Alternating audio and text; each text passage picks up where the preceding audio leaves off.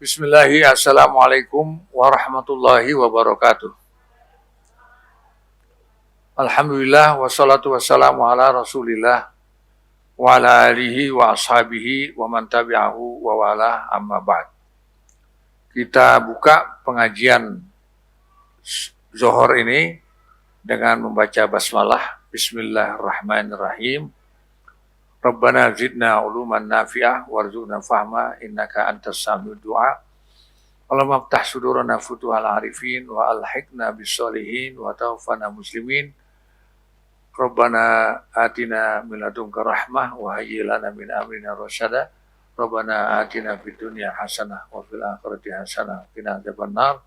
Subhana rabbika rabbil izzati amma yasifun wa salamun alal mursalin walhamdulillahi rabbil alamin. Sebelumnya saya mengucapkan terima kasih kepada Ustaz Reza ya, Rijal ya, Ustaz Rijal yang telah bersedia untuk tukeran waktu karena saya tadi pagi ada acara pertemuan tokoh di Hotel Merkur di Cikini yang mengundangnya Bapak Yusuf Kalla, ada MD Mahfud MD, ada Sutisno Bahir, ada Said Didu dan lain sebagainya, sehingga saya tidak bisa mengelak. Dan karena saya mewakili ulama, mereka mewakili pengusaha, mewakili birokrasi, dan saya mewakili ulama. Alhamdulillah acara berjalan lancar, tapi sampai jam 12, sehingga saya cepat-cepat kemari untuk bisa sholat zuhur di sini, dan alhamdulillah makanannya nggak dihabisin sama ibu-ibu ya. Karena lapar banget itu.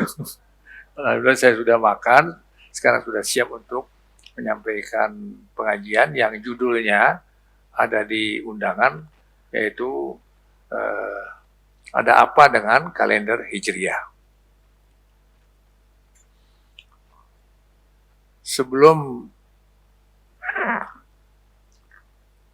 Sebelum Belanda datang ke Indonesia untuk asal mulanya berdagang, kemudian menjadi menjajah, di Indonesia sudah terdapat umat Islam yang mengikuti kerajaan-kerajaan kecil, kerajaan Islam. Ada kerajaan Pasai, ada kerajaan Demak, ada Jogja, ada di Makassar, di Aceh, ya, di Minangkabau.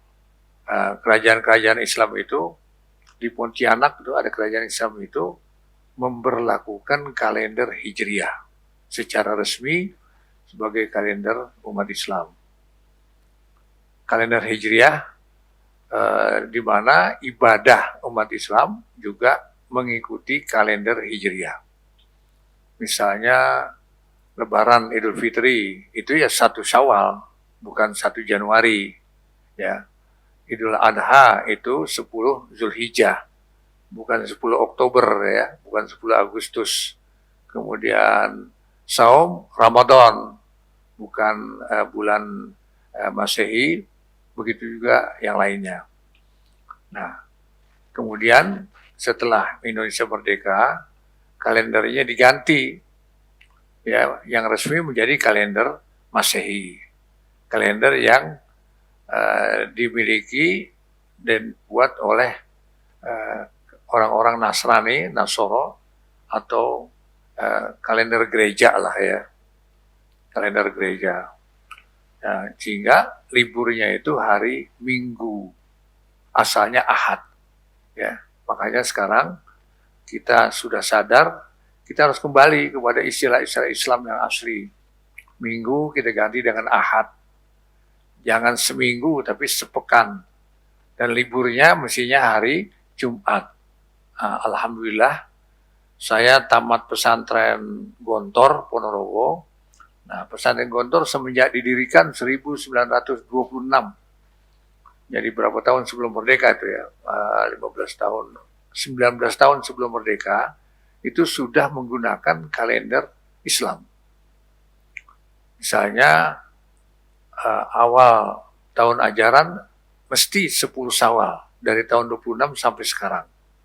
Kemudian liburnya mesti bulan Rabiul Awal, tanggal 1 sampai tanggal 15. Atau tahunannya, akhir tahun liburnya bulan Ramadan.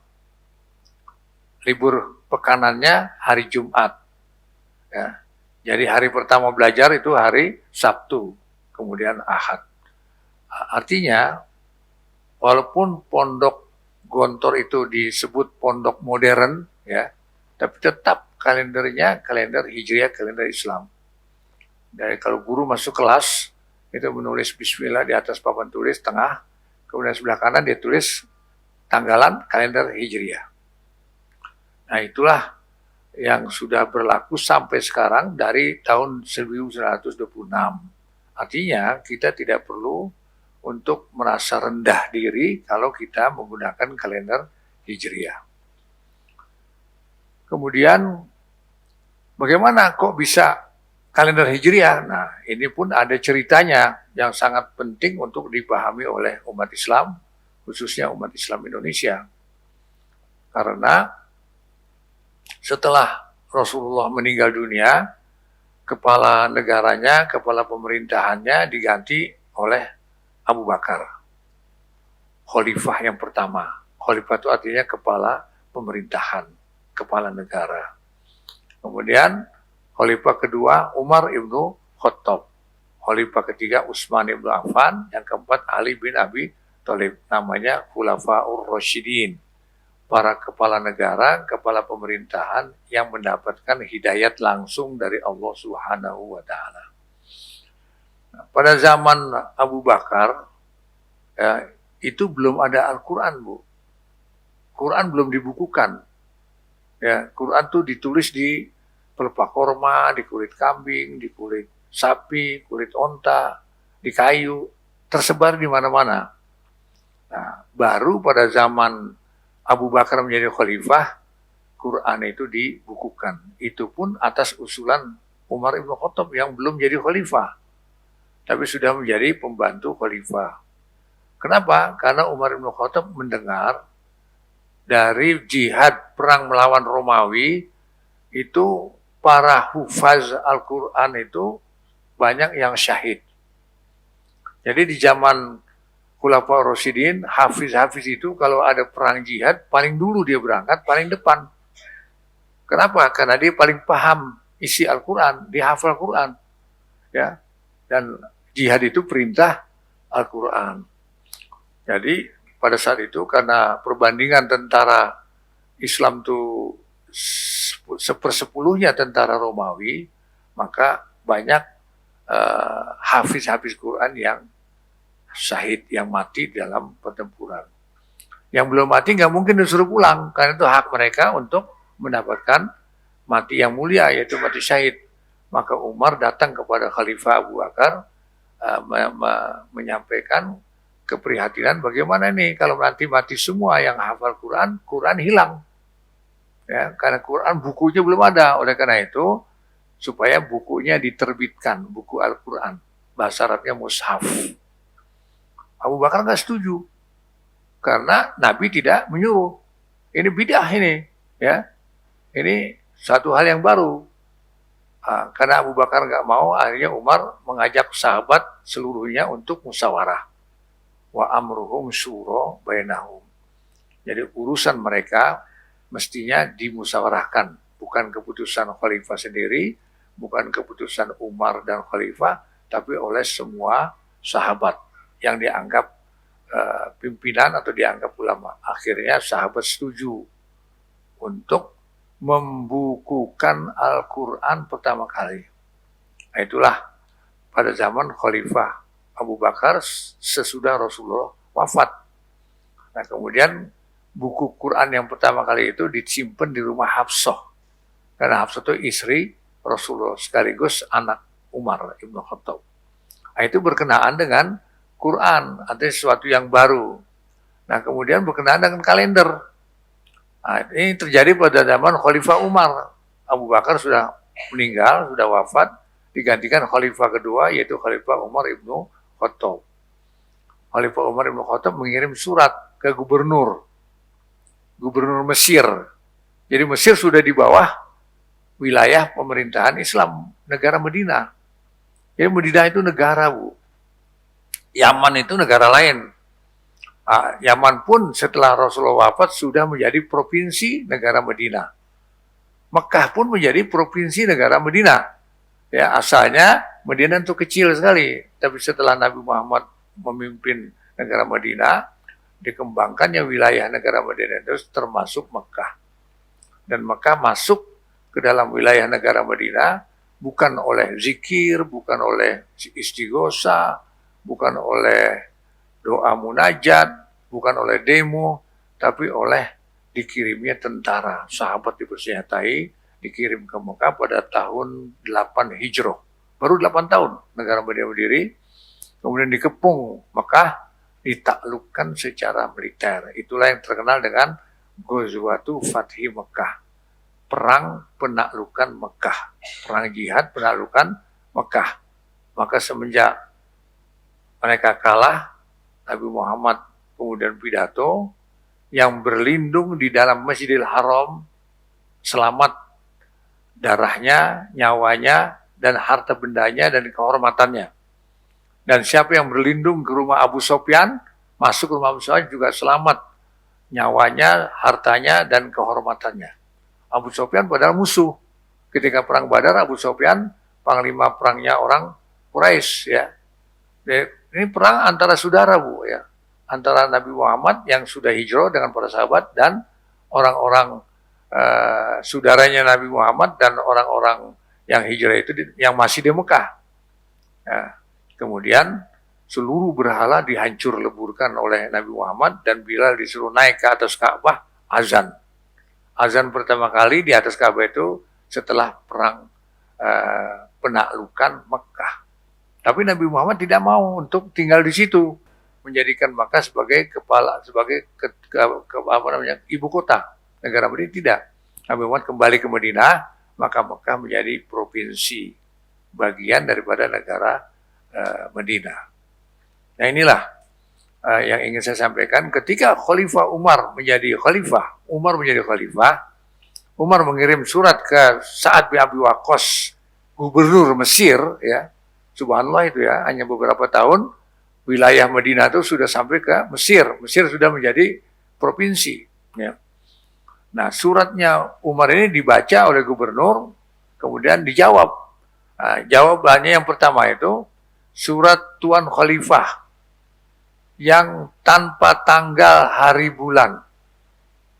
Ya, telah kami baca dan telah kami pahami isinya.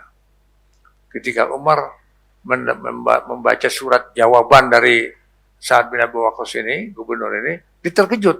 Oh iya ya, surat kami tidak ada tanggalnya, tidak ada bulannya, tidak ada tahunnya. Nah, kemudian waktu itu sudah ada kalender Masehi, karena Nabi Muhammad lahir kan tahun 600-an ya, 500-an ya. Udah 500 tahun kalender Masehi sudah ada, dan kalender Masehi dimulai dari kelahiran Nabi Isa, kelahiran Yesus ya. Itulah Al-Masih yang ditunggu-tunggu. Jadi Masehi itu kalender orang-orang Kristen, orang-orang Nasrani dari tanggal kelahirannya Nabi Isa. Nah, Nabi Isa itu lahirnya katanya itu 25 Desember. Jadi tanggal 1 bulan berikut, 1 Januari itu merupakan bulan pertama perhitungan kalender Masehi. Nah, banyak yang usul, udahlah kita pakai aja kalender Masehi. Umar bin Khattab nggak mau. Ya, kenapa nggak mau? Karena itu punya gereja. Dalilnya mana? Dalilnya Nabi pernah bersabda, "Man tasyabbaha biqaumin fahuwa minhum." Siapa yang menyerupai satu kaum, dia bagian dari kaum itu. Kalau kita menggunakan kalender gereja, berarti kita bagian daripada gereja. Maka Umar tidak mau menggunakan kalender Masehi. Ya, maka Umar kemudian musyawarah, ya, akhirnya mau bikin kalender sendiri berdasarkan bulan mengitari bumi, dan itu sudah ada semenjak sebelum Islam, sudah ada itu. Maka dicarilah untuk tahun pertamanya itu peristiwa apa. yang punya makna sejarah Islam. Kalau Kristen mulai tahun dilahirkannya Nabi Isa. Ya, tahun pertama, makanya kalendernya namanya Miladiyah. Kalender kelahiran Nabi Isa. Milad itu artinya kelahiran. Ya, Maulud itu artinya bayi yang dilahirkan. Nah, kita kan suka mauludan ya. Mauludan itu maksudnya Nabi Muhammad dilahirkan pada bulan Rabiul Awal, maka ada acara ulang tahun. Walaupun Nabi Muhammad tidak pernah mengadakan sendiri acara ulang tahun. Begitu juga sahabat, begitu juga ulama Rasyidin. Tapi nama Maulid itu adalah dari hari kelahiran. Hari kelahiran itu namanya milad. Makanya jadi tahun miladiyah atau tahun Masehi.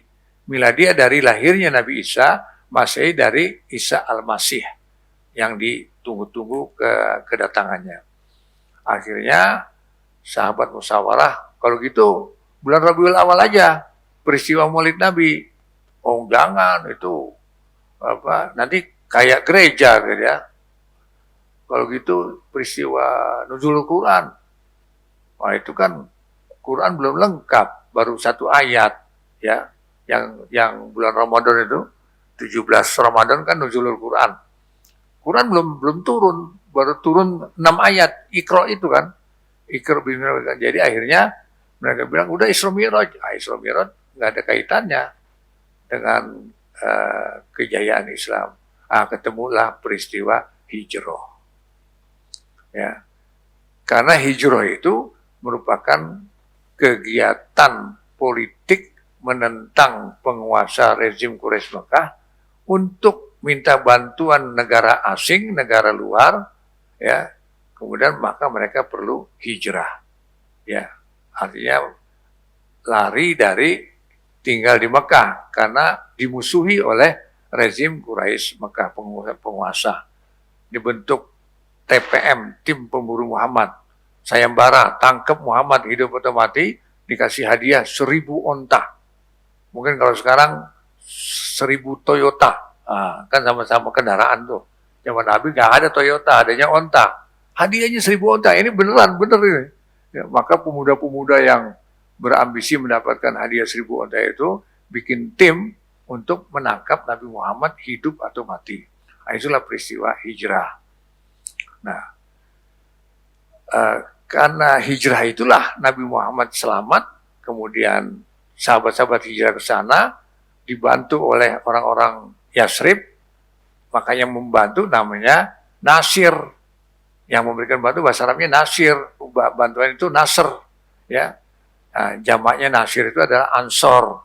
Maka penduduk Yasrib Madinah itu namanya Ansor, yang datang pindah dari Mekah totalitas itu namanya Muhajirin. Maka terjadilah satu kekuatan yang luar biasa. Ansor membantu Muhajirin mendirikan sebuah negara, namanya negara Madinah. Kemudian menjadi negara Madinah Al-Munawwarah. Kata Munawwarah itu adalah negara Madinah yang mendapatkan nur dari Allah. Ya, makanya kalau ada orang bayi laki-laki lahir, jangan ke Sedama Munawir, Bu. Ya, kan ada dulu Menteri Agama namanya Munawir tuh. Itu tidak boleh secara kaidah tauhid, ya, tauhid asma wa sifat. Kenapa? Karena Munawir itu Allah. Makanya kalau kita berdoa kan, ya Munawwirul Qulub, nawwir qulubana binurika kama nawatar amdo binuri samsika. Itu kan doa itu. Nur itu adalah Quran. Ya, maka Madinah itu dibangun, dikembangkan bukan berdasarkan filsafat Yunani kuno yang udah ada, bukan filsafat Cina kuno atau Mesir kuno, Cleopatra, tapi berdasarkan nur Allah. Nah, yang diberikan nur itu namanya Munawwar bahasa Arabnya. Karena Madinah itu mu'annas, jadi Madinah Munawwarah. Maksudnya negara Madinah yang dibangun, dikembangkan, mengikuti sinar Allah. Nah, sinar Allah itu adalah Al-Quran. Jadi bukan pakai falsafah mana-mana, pakai Al-Quran negara itu. Ya, jadilah negara Madinah. Nah, Al-Quran itu kenapa dibilang nur? Nah, itu buktinya Gua Hira di Mekah. Ya, dulu Gua Hira itu adanya di bukit. Dan bukit itu bahasa Arabnya Jabal. Nah, waktu itu belum punya nama. Nah, setelah Al-Quran pertama kali diturunkan di Gua Hiro di Jabal itu, maka Jabal itu diberi nama Jabal Nur. Nanti kalau ibu naik haji, udah banyak yang naik haji ya? Ya udah. Kan ziarah tuh ke Jabal Nur, Gua Hiro ya. Nah, itu diberi nama Nur itu baru setelah Islam. Sebelum Islam nggak ada namanya itu. Ya gua saja gitu kan. Nah, setelah diturunkan Quran di situ, Nur diturunkan. Nur itu sinar. Ya, tapi maksudnya Al-Quran, Nurullah itu adalah Al-Quran. Maka nama negara Madinah ini menjadi Al-Madinah Al-Munawwarah. Negara yang berdasarkan Nur Allah yaitu Al-Quran dan As-Sunnah. Nah, maka Umar bin Khattab ketika menjadi khalifah itu memilih kalender Hijriah sendiri yang tahun pertamanya itu berangkat dari peristiwa hijrah. Kenapa? Karena peristiwa hijrah lah yang merubah umat Islam dari minoritas menjadi mayoritas. Dari golongan lemah menjadi golongan yang kuat. Dari golongan yang ditindas menjadi golongan yang berkuasa. Dari golongan tamu menjadi tuan rumah. Yaitu di Madinah setelah hijrah. Nah, setelah Nabi Muhammad memimpin negara Madinah hanya 10 tahun ya. Kan sebelum hijrah kan 13 tahun. Hanya 10 tahun itu semua jazirah Arab sudah masuk Islam, termasuk Mekah, termasuk Yaman, luar negeri sudah menjadi provinsi, termasuk perbatasan Yordan, termasuk daerah Najd itu, daerah timur yang ada ibu kota Saudi Arabia namanya Riyadh. Ya padahal Madinah kecil sekali, Madinah dibatasi oleh Bir Ali, oleh apa namanya Khaybar ya. Tapi setelah dipimpin Nabi Muhammad dia menjadi luas, seluruh jazirah Arab sudah masuk Islam dan hanya 10 tahun Quran tuntas diturunkan, tuntas disampaikan dan tuntas dipraktekkan, diamalkan. Kalau kita ini kan untuk bisa mengamalkan Quran harus belajar dulu ngaji huruf hijaiyah kan, alif, ba, ta, ya, ba di depan a, ba depan bi, ba, bi, bu, ya, an, in, un, itu mungkin 1 tahun baru bisa baca Al-Quran. Kemudian menghafalnya, ya. Belum sempat mengamalkan sudah meninggal ya.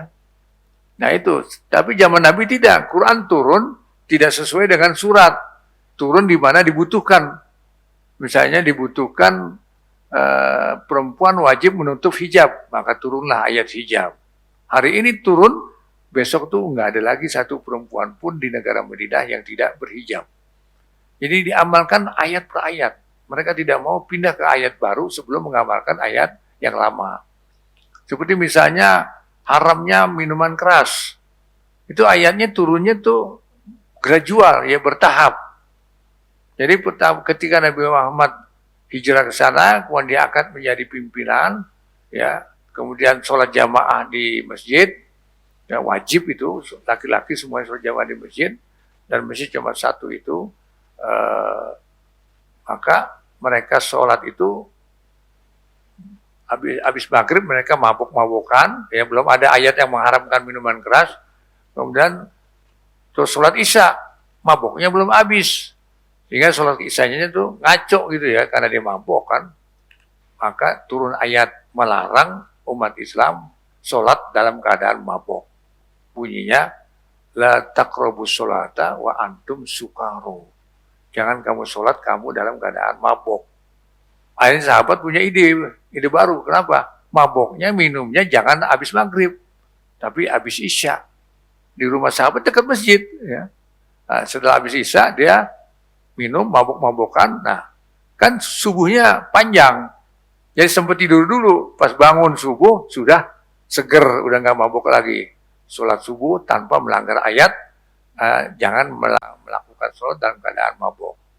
Nah, tapi setelah seperti itu baru turun larangan mabuk yang secara totalitas yang Innamal khamru wal maisiru wal azlamu wal ansabu rijzum min amalish syaiton. Sesungguhnya judi, khamr, minuman keras, kemudian undian, kemudian patung berhala, itu adalah najis, menjijikan, karena itu pekerjaan setan. Barulah setelah ayat itu turun, umat Islam tidak lagi minum minuman keras. Ya, setelah Anies jadi gubernur, barulah pabrik minuman keras bir yang tadinya sahamnya punya pemerintahan DKI diambil oleh Anies. Kenapa? Karena Anies ini bukan sekedar Muslim, dia juga mukmin, ya.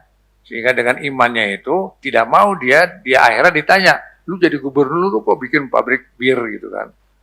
Nah, itu juga kafe Howling ya, itu kan juga ditutup.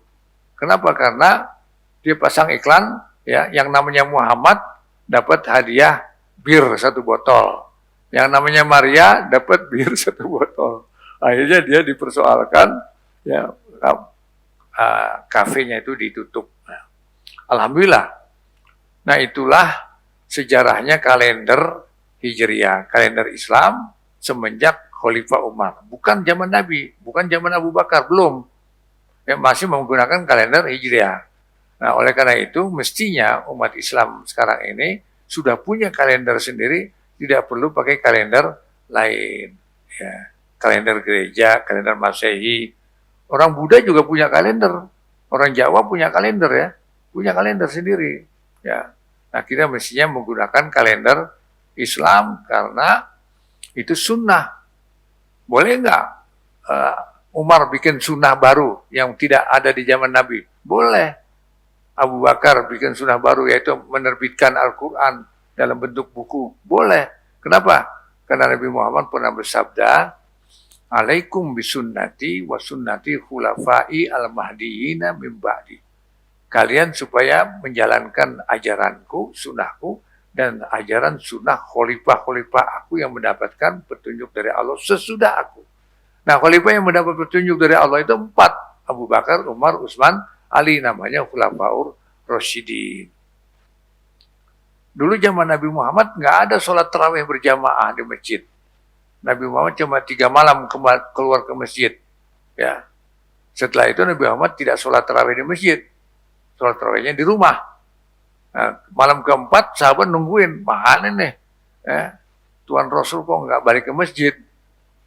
Besoknya ditanya, ya Rasul kenapa Tuan Rasul tidak kembali ke masjid setelah sholat Isya, ya? Jadi sholat Isya Nabi pulang dulu. Kok nggak kembali ke masjid untuk sholat tarawih berjamaah? Nabi bilang, kalau aku kembali melaksanakan sholat tarawih berjamaah di masjid, nanti kalian anggap itu menjadi sholat fardu. Karena tidak pernah ditinggalkan. Seperti sholat fardu 5 waktu kan Nabi Muhammad tidak pernah tidak jamaah di masjid. Nah, padahal sholat tarawih itu bukan fardu. Jadi kalau sekarang orang sholat tarawih berjamaah di masjid, ya, setelah sholat Isya, itu bukan sunnah Rasul. Ya, nah ini kita ngaji, ini ilmu Ibu, ya. Tetapi itu sunnah Umar ibnu Khattab. Karena Umar ibnu Khattab di bulan Ramadan, setelah jadi khalifah masuk ke masjid, orang sholat tarawih itu kayak pasar malam. Ya, di pojokan sono baru dapat 2 rakaat. Amin. Di sono amin. Di belakang amin. Kayak pasar malam lah. Nggak jelas, rame, hiruk pikuk. Oleh Umar dihentikan. Udahlah kalau begitu, mulai besok malam 1 imam, 1 jamaah. Tidak boleh 2 kali. Supaya tertib, supaya teratur. Ini masjid, ini rumah Allah. Jangan kayak pasar malam. Ya, pasar siang juga ramai juga, ya. Di pasar siang kan jual beli. Kalau pasar malam kan hiburan, ya. Ada dangdut, ada apa namanya, ada dangdut dorong, ya. Ada macam-macam lah, ya. Nah, itulah riwayat tentang kalender Hijriah. Yang pertama, kita harus kembali kepada ajaran Rasulullah dan ajaran sahabat menggunakan kalender Hijriah. Ya, kata minggu balik kita bilang Ahad, dan liburnya kalau bisa hari Jumat, jangan hari Ahad. Kemudian apa namanya, pegawai itu mestinya digajinya berdasarkan kalender Hijriah. Ya. Saya ingat saya anak Betawi Bu, Betawi asli 24 karat. Dulu kampung saya itu Senayan, digusur sama Soekarno jadi Asian Games. Pindah ke Tebet, Ngebet, ya. Akhirnya saya pindah ke Cibubur, alhamdulillah makmur setelah Cibubur. Ya, tanah satu kapling bisa jadi ribuan meter. Saya bangun pesantren di situ sampai sekarang pesantren saya. Tapi dulu sih kampung, sekarang udah jadi kota, berisik juga tuh, banyak knalpot nggak dipasang saringannya ya. Jadi pesantren udah nggak tepat juga di situ. Akhirnya saya beli lagi di Sukabumi, punya pesantren yang lahannya 6,6 hektar. Alhamdulillah di sana tenang, nggak ada suara, sejuk, udaranya bersih, nggak ada Cina, ya, nggak ada villa-villa tempat maksiat, tapi ada air terjun, ada kebun teh. Maka saya bangun 3 villa untuk disewakan. Villa itu pakai uang umat, ya, sedekah jariah di atas tanah wakaf. Jadi villa itu villa syariah. Kalau ibu nginep di villa di puncak, kan ibu nggak tahu kemarin malam dipakai siapa tuh kamar. Jangan-jangan dipakai CD ya, PSK ya. Ya, makanya di Cisarua itu banyak anak yang nggak punya babe kan, single parent ya, ibu tunggal. Dan tampangnya anaknya cakep, hidungnya mancung-mancung. Ya, orang Arab turunan Abu Lahab, Abu Jahal pada liburannya ke Cisarua itu. Ada kampung Arab tuh di Cisarua itu. Itu udah maksiat semua kan. Nah, kalau ibu ke pesantren Usain, ada 3 villa baru dan harganya murah. Ya. Dan ada 10 kamar, misalnya mau pertemuan, mau ngaji, mau apa. Nah, saya bikin pesantren lansia itu.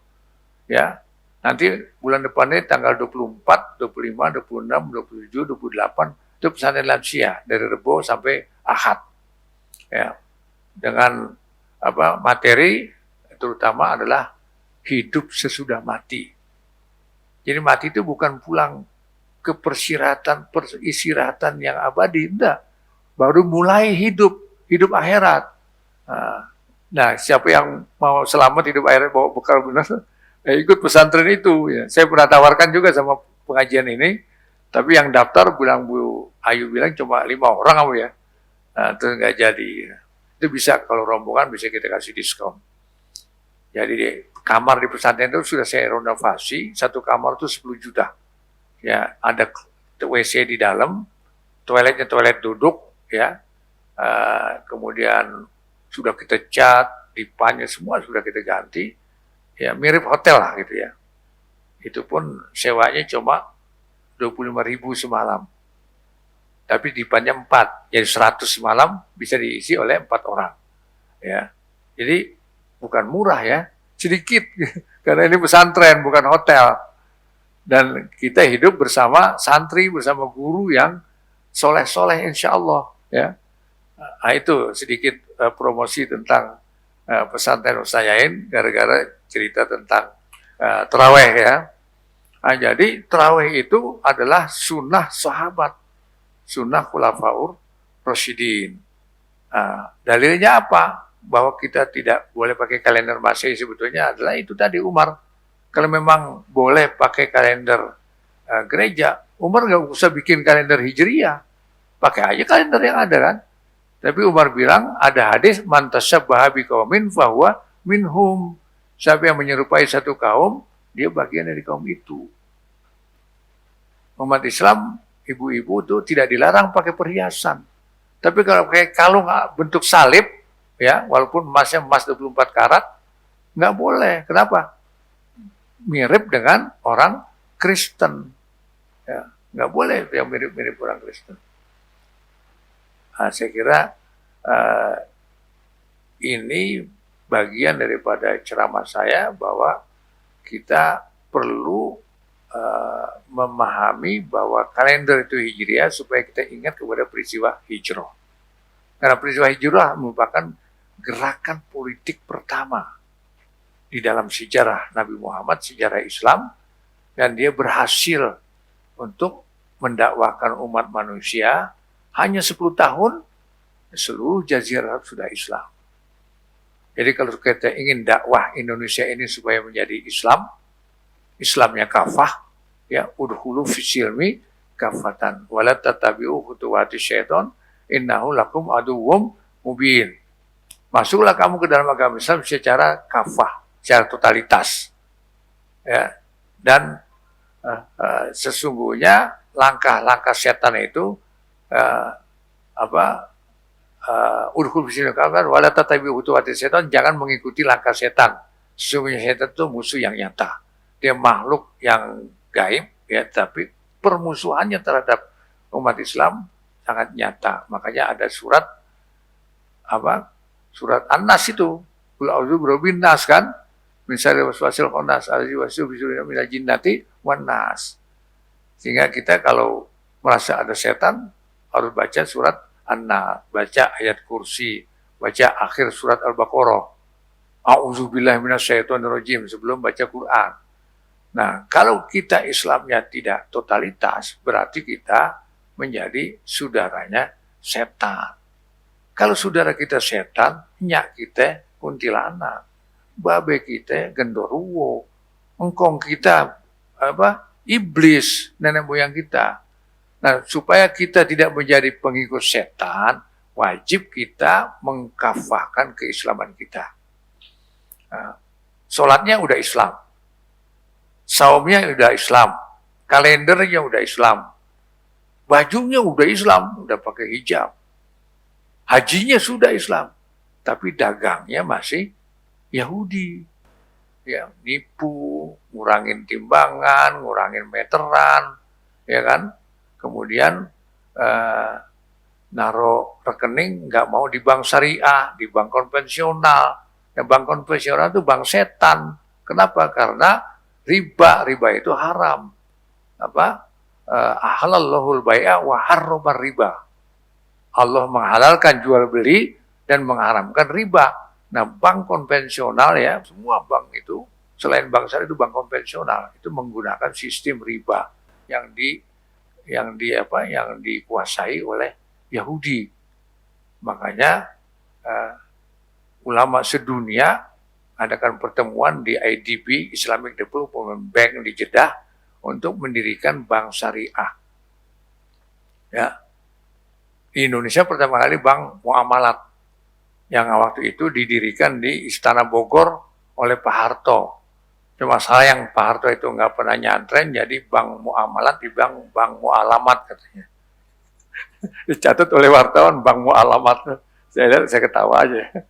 Nah, jadi kalau bank kita masih bank konvensional, berarti kita belum kafah Islamnya. Islam kita baru soal makan tangan kanan, minum tangan kanan, itu udah Islam. Kalau makan tangan kiri, minum tangan kiri, itu belum Islam, masih ngikut setan. Ya. Kan tadi itu walata tibutuati istor inna setona lakum adu mubin. Kenapa? Ada hadis. Inna syaitona yakulu wa yasrobu bisimalihi. Sesungguhnya setan itu makan dan minum dengan tangan kiri. Ada gak ibu-ibu pakai jilbab minum tangan kiri? Ada. Ada gak kiai minum tangan kiri? Banyak. Ya. Saya kan pernah ketua MUI pusat, ya, bukan MUI cabang, ya. Kecamatan MUI pusat. Kan kantornya Jalan Proklamasi itu. 2 periode, 10 tahun. Itu kalau ada musyawarah MUI di hotel mewah, yang hotel ber-AC tentunya, itu banyak utusan kiai-kiai dari MUI daerah itu, pakai sarung, pakai sorban, ya, pakai peci putih, pakai baju koko, kemudian ngerokok, minum tangan kiri. Banyak, saya jadi saksi. Artinya, ilmunya sudah ulama, tapi amalnya belum soleh. Belum amal ulama. Belum menjadi ulama warasatul anbiya. Karena minum masih tangan kiri, ya, masih suka merokok, padahal di ruang ber-AC diharamkan merokok. Nggak usah syariat lah. Ya. Saya pernah ikut kongres, bukan kongres, ya musyawarah besar lah. Semua komisi fatwa dari seluruh Indonesia datang dikumpulkan di pesantren untuk membahas fatwa-fatwa baru. Pada waktu itu saya masih ketua MUI, ada pertemuan komisi fatwa di pesantren Dinia Putri di Sumatera. Dinia Putri di mana? Di Padang Panjang, itu provinsinya Sumatera Kulon. Sumatera Barat kan Sumatera Kulon kan? Ya. Dinia Putri itu didirikan oleh Enci Rahma dari zaman Belanda itu, ya.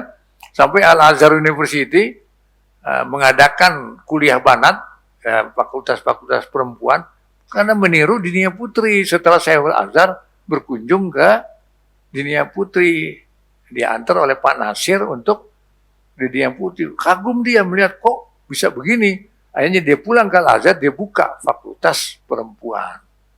Sehingga banyak dari seluruh dunia yang kuliah di Al-Azhar, padahal dia perempuan, itu meniru Dinia Putri. Nah, MUI mengadakan pertemuan Komisi Fatwa se-Indonesia di Dinia Putri. Salah satu fatwanya adalah rokok itu haram. Rokok itu kan asapnya itu kan mengandung ratusan jenis racun. Satu jenis racun aja haram. Ini kok ratusan jenis racun.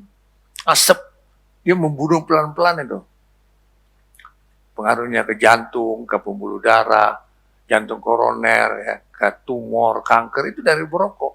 Tapi bukan habis merokok itu sakit, enggak. Bertahun-tahun merokok, dia akan sakit. Itu sudah menjadi pengetahuan dokter, maka kita menghukumkan haram. Tapi ketua-ketua Komisi Fatwa dari Jawa Timur dan Jawa Tengah enggak setuju haram. Ya, kenapa? Karena kalau pabrik rokok ditutup, ya umat Islam di Jawa Timur itu pada nganggur. Kan pegawainya orang Islam juga. Akhirnya mereka minta supaya jangan diharamkan. Turun menjadi makruh. Ya, apa itu makruh? Makruh itu keluarganya keluarga haram. Ya, dikerjakan tidak berdosa. Kalau haram itu kan dikerjakan berdosa, tidak dikerjakan berpahala. Kalau makruh itu dikerjakan tidak berdosa, ditinggalkan berpahala, ya. Jadi dia rombongannya rombongan haram, itu keluarga besar haram makruh itu. Akhirnya keputusan rokok MUI di Padang Panjang itu haram untuk anak-anak, haram untuk perempuan hamil, karena ditentang oleh ulama dari Jawa Timur yang juga MUI, sehingga mereka bilang itu makruh. Walaupun MUI secara mayoritas menghukumkan rokok itu haram. Nah sekarang yang bikin laku rokok itu siapa? Umat Islam. Nah, itulah, ya, artinya umat Islam itu tidak sadar politik, tidak sadar ekonomi, makanya dia kalah terus dan terjajah terus, tertindas terus. Nah untuk itu kita perlu menjadi muslim, bukan sekedar muslim, tapi naik menjadi mukmin. Kalau sudah mukmin, kita mengimani ya, bahwa ini haram, maka kita tinggalkan. Bank konvensional ribawi haram, kita tinggalkan. Toh ada bank syariah, bank muamalat, bank BSI, bank syariah Indonesia, dan sebagainya. Walaupun orang bilang, oh itu sama aja, malah lebih mahal. Lebih mahal apanya kan?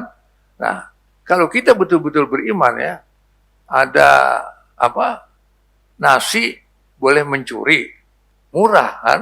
Misalnya cuma 5.000 sekilo, seleter. Ada nasi, beras yang betul-betul dagang, 10.000 sekilo. Kita mau ambil yang murah apa yang mahal? Kita ambil yang mahal, kenapa? Ini halal. Yang ini mencuri ya. Ibu-ibu itu, nasi itu, beras itu, bisa menjadi zatnya halal, tapi hukumnya haram. Kalau beras itu dibeli oleh uang hasil korupsi. Ya, kalau ibu-ibu suami pegawai negeri, pejabat, bisa beli mobil mewah, bisa beli rumah, tanah banyak, kawin lagi. Dari mana orang gajinya cuma 30 juta? Berarti dari yang minimal subhat. Karena rezeki itu ada yang putih, ada yang hitam, ada yang abu-abu. Jangan-jangan aparat itu banyak yang abu-abu ya.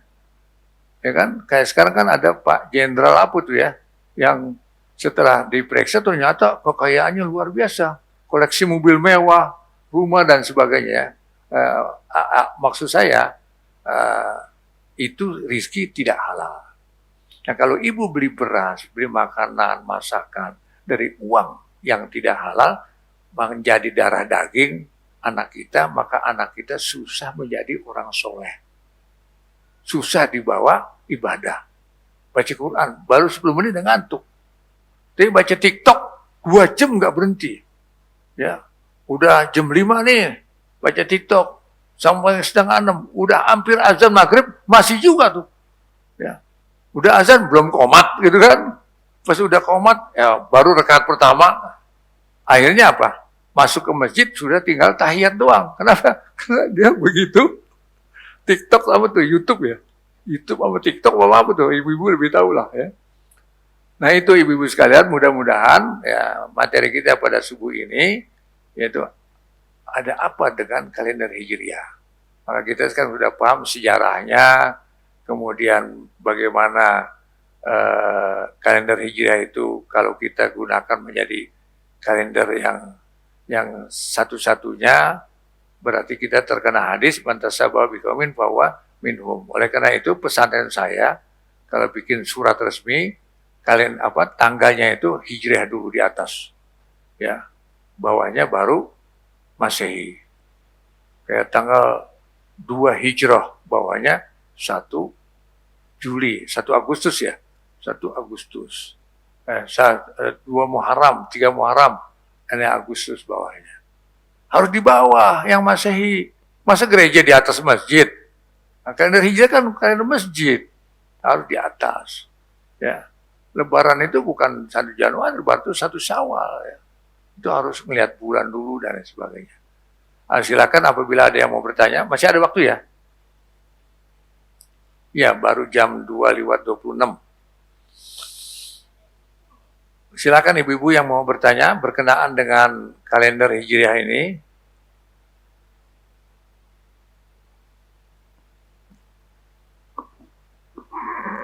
Assalamualaikum Ustaz. Mau bertanya ini. Kalau bisa minta kertas sama bolpen, saya suka lupa. Silakan Bu. Nah, di daerah yang di pelosok itu kan masih pada ngerokok, tapi ngerokoknya itu bikin sendiri. Tembakonya kadang dari sawahnya sendiri, kadang beli. Itu apakah masih haram atau tidak? Mohon diulangi Bu, saya kuping saya udah rada kurang juga emang. Dan pelan-pelan Bu ya. Ya, gimana Bu? Ulangi, di Bu. Daerah yang masih pelosok itu merokok, akan tetapi membuat lintingan sendiri.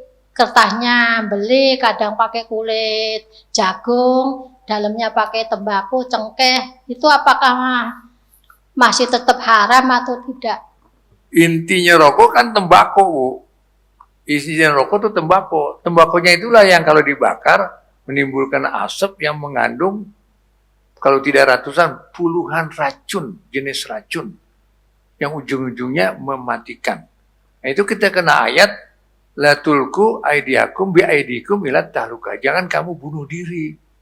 Jangan karena pekerjaan kamu jadi mati karena pekerjaan kamu itu. La tulku aidiakum ila tahluka. Jangan kamu merusak diri kamu gitu. Ya. Nah, tetapi kan kalau di kampung ya pelosok itu kan nanam langsung diiris-iris sendiri, dijemur tanpa pakai tambahan apa-apa. Tapi padahal kalau rokok itu kan udah ada penambahan yang lainnya yang mengakibatkan sakit atau benar-benar udah haram, ada narkotikanya gitu. Ya, betul nggak nih tanggapan saya? Artinya bagaimana kalau rokok itu bukan dari tembakau gitu? Maksudnya Bu? Bukan. Apa? Tembakau asli dari panennya sendiri. Mendingan nggak pakai loudspeaker Bu. Ya, loudspeaker ini. Menanam tembakau, diiris-iris, langsung dijemur, kemudian dia pakai konsumsi sendiri. Oh, nanam sendiri, dibakar sendiri, dipakai sendiri, dipulung sendiri, ditambahin cengkeh dan sebagainya. Iya. Iya, jadi rokok itu haram bukan karena boleh beli, bikin kaya Cina, bukan ya. Itu sisi lain. Dia haram memang zatnya yang haram. Kayak misalnya babi kita pelihara sendiri, apa halal? Enggak. Tetap aja haram, walaupun kita pelihara sendiri, gede-gedean sendiri. Kita jual, uangnya kita buat beli beras, haram juga berasnya. Karena uangnya dari hasil menjual babi yang haram itu ya. Sedikit saya tambahin Bu ya, ketika musyawarah fatwa di Padang Panjang itu ada utusan dari Malaysia. Dia ngomong ya, ketika orang-orang dari Jawa Timur tuh bilang tidak haram, dia bilang kami di Malaysia itu perbatasan dengan Thailand itu menanam jagung, menanam ubi, singkong itu dibongkar terus oleh babi, ya rusak dimakan babi. Nah setelah kami ganti dengan tembakau, babi itu nggak doyan, aman dia. Nah, artinya dia ingin mengatakan babi aja nggak doyan tuh rokok. Masa umat Islam mau minum rokok gitu, tembakau, bukan rokoknya ya, tembakaunya. Nah, kecuali daun tembakau misalnya untuk untuk obat ya, meracuni apa-apa gitu ya. Misalnya untuk, kan bisa itu, kita tanam pohon, banyak hama ya. Kemudian kita ambil tembakau, kita rendam di air, airnya kita saring, kita semprot tanaman pakai air tembakau, mati itu jamurnya tuh. Ya, kutu-kutunya itu mati. Air tembakau ya, kita digigit lintah. Kan susah tuh copotnya tuh. Ambil aja rokok, kita bejek-bejek, masukin air, airnya siramin lintah, lintahnya pergi. Ya. Nah, kalau untuk itu boleh karena ada manfaat lain, bukan diisap. Kan diisap itu merusak kesehatan. Itu yang punya pabrik rokok nggak ada yang ngerokok. Ya, yang punya pabrik rokok itu nggak ada yang ngerokok tuh Cina. Dia tahu karena ini rusak. Apa ini ngerokok? Nah, umat Islam tuh yang bikin kaya mereka. Pertanyaan selanjutnya tertulis ya, mungkin dari streaming ya. Ustadz, bagaimana menasihati suami yang masih merokok? Waduh. Iya. Ya, suaminya suruh ngaji kemari ya, supaya dengerin ceramah saya tentang rokok. Ya. Jadi memang suami pikir gue yang nyari duit ya kan, gue yang ngerokok, gue yang sakit, gue yang mati, ada apa urusan sama lo kan gitu. Biasa suami begitu, suka merasa kuasa. Mestinya suaminya itu harus minimal sepekan sekali ngaji ya, karena nuntut ilmu itu fardu ain ya. Nah ini Bu sedikit saya cerita ya. Ketika saya buka pesantren lansia, itu angkatan keberapa itu ada seorang ibu yang mendaftarkan suaminya. Setelah didaftarkan suaminya dan suaminya mau ikut, ibu itu nggak ikut. Terus ibu telepon saya, Pak Kiai, suami saya sudah saya daftarkan ikut pesantren lansia. Terus kenapa Bu? Suami saya ini supir taksi, bluebird, dia suka mampir di perempuan-perempuan nakal, suka jajan, ya. Saya tahu, tapi saya tidak mau dicerai karena masih punya anak. Nggak enak kalau anak kita pisah gitu. Jadi tolong Pak Kiai ketika ikut pesantren lansia itu, Pak Kiai bahas tentang perzinahan. Saya bahas tuh perzinahan. Ya. Dari awalnya istilahnya sebagainya, hukumnya, syariatnya, nanti hukumannya di neraka kayak apa. Nah, selesai lansia, pulang, istrinya saya telepon, Bu, bagaimana suaminya? Ada perubahan nggak? Masya Allah Pak, sekarang suami saya selalu jamaah di masjid. Subuh itu paling dulu datang, pulang paling belakang. Alhamdulillah Pak, terima kasih pesantren lansianya. Dan dia udah nggak jajan lagi gitu. Nah itu ada yang seperti itu. Jadi memang suami itu harus sadar sendiri. Tidak bisa tidak disadarkan ya. Mestinya waktu pacaran dulu itu harus bilang nih, ini mulutnya bau nih, saya nggak mau punya istri, nggak punya suami, tidur bareng mulutnya bau gitu kan, biar suaminya berhenti merokok. Saya pernah punya anak perempuan, dilamar sama temennya pemuda, teman kuliah. Ketika ngelamar itu, saya tahu dia merokok. Saya bilang, kamu harus berhenti merokok. Ya. Dia nggak suka itu pada perintah saya. Ini kan belum jadi mertua, baru calon. Kok gitu-gitu amat? Akhirnya dia putuskan tidak jadi nikah dengan anak saya. Nah, anak saya yang pusing. Akhirnya tutup pintu, nangis dan sebagainya sampai 2 hari 2 malam. Nah, kita ngalah. Udahlah, kita pergi ke rumahnya. Ya mohon maaf gitu ya. Akhirnya jadi lagi gitu kan. Sampai sekarang udah punya anak 1. Nah itulah, kalau orang sudah keracunan rokok menjadi perokok itu susah meninggalkannya. Ya. Mudah-mudahan sih mantu saya sudah berhenti ya. Atau dia tetap merokok tapi tidak di depan saya, masih mendingan lah ya. Sebelumnya kan di depan saya ngerokok. Ya, pertanyaan berikut. Ustadz, ada di suatu daerah memasak pakai daun ganja. Apakah makanan itu jadi haram? Nah, tidak.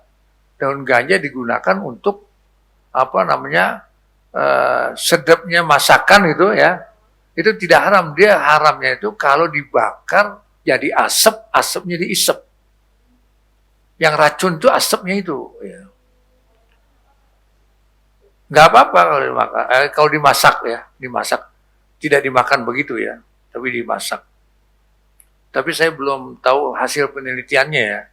Apakah kalau direbus itu racunnya hilang?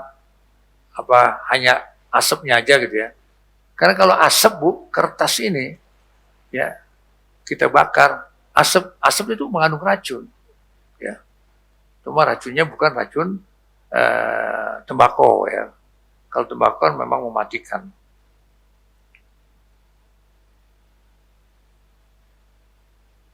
Satu lagi. Ustadz, apa hukumnya kita memakai pakaian dari kulit babi? Apakah boleh?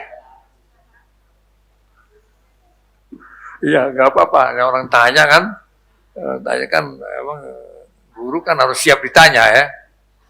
Apa hukumnya kita memakai pakaian dari kulit babi? Apakah boleh? Tidak boleh. Kalau bertanya apakah boleh? Tidak boleh. Kenapa? Karena semua yang nempel di badan kita, yang masuk ke dalam perut kita itu tidak boleh dari barang yang diharamkan. Saya di Gontor itu jadi ketua konsul anak-anak Jakarta. Ya, ada 2 anak abang adek dikirim dari Tebet itu. Dia nakal, nggak betah, sering digundul, dihukum akhirnya kelas 2 dia nggak betah, dia pulang, lari, gagal.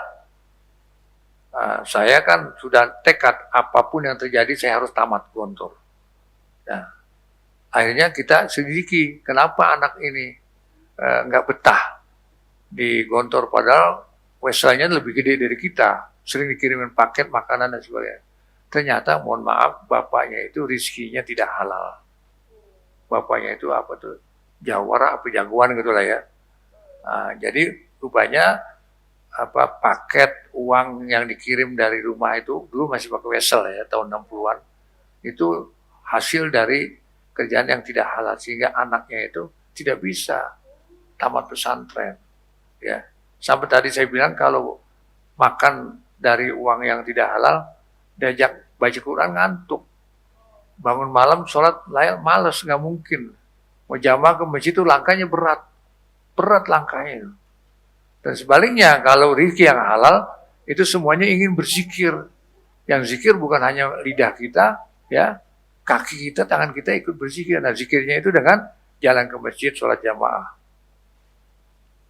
Jadi kalau kita sholat jamaah di masjid, ya Bu, walaupun Ibu tidak diwajibkan sholat jamaah di masjid seperti laki-laki, itu pahalanya bukan hanya pahala sholat, pahala jalan, ya, pahala melangkah. Ya, naik sepeda motor dengan jalan, lebih banyak pahalanya jalan. Karena dia susah. Jadi, al-jaza'u ala qadril masakoh. Balasan itu tergantung kesulitan.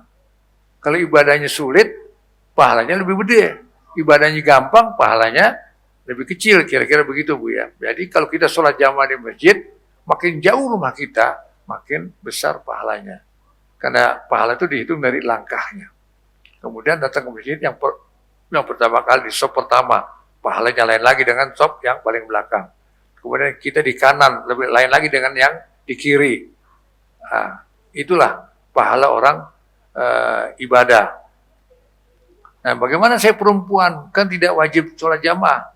Perempuan selama punya tugas di rumah, dia tidak perlu sholat jamaah di masjid, bahkan tidak boleh, lebih baik di rumah. Dari di rumah lebih baik di kamar, itu perempuan.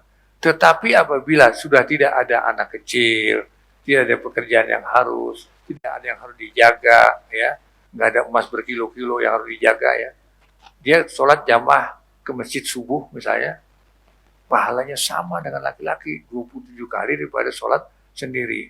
Dan di zaman Nabi Muhammad masih hidup, sholat subuh itu banyak perempuan sholat jamaah. Dari mana kita tahu?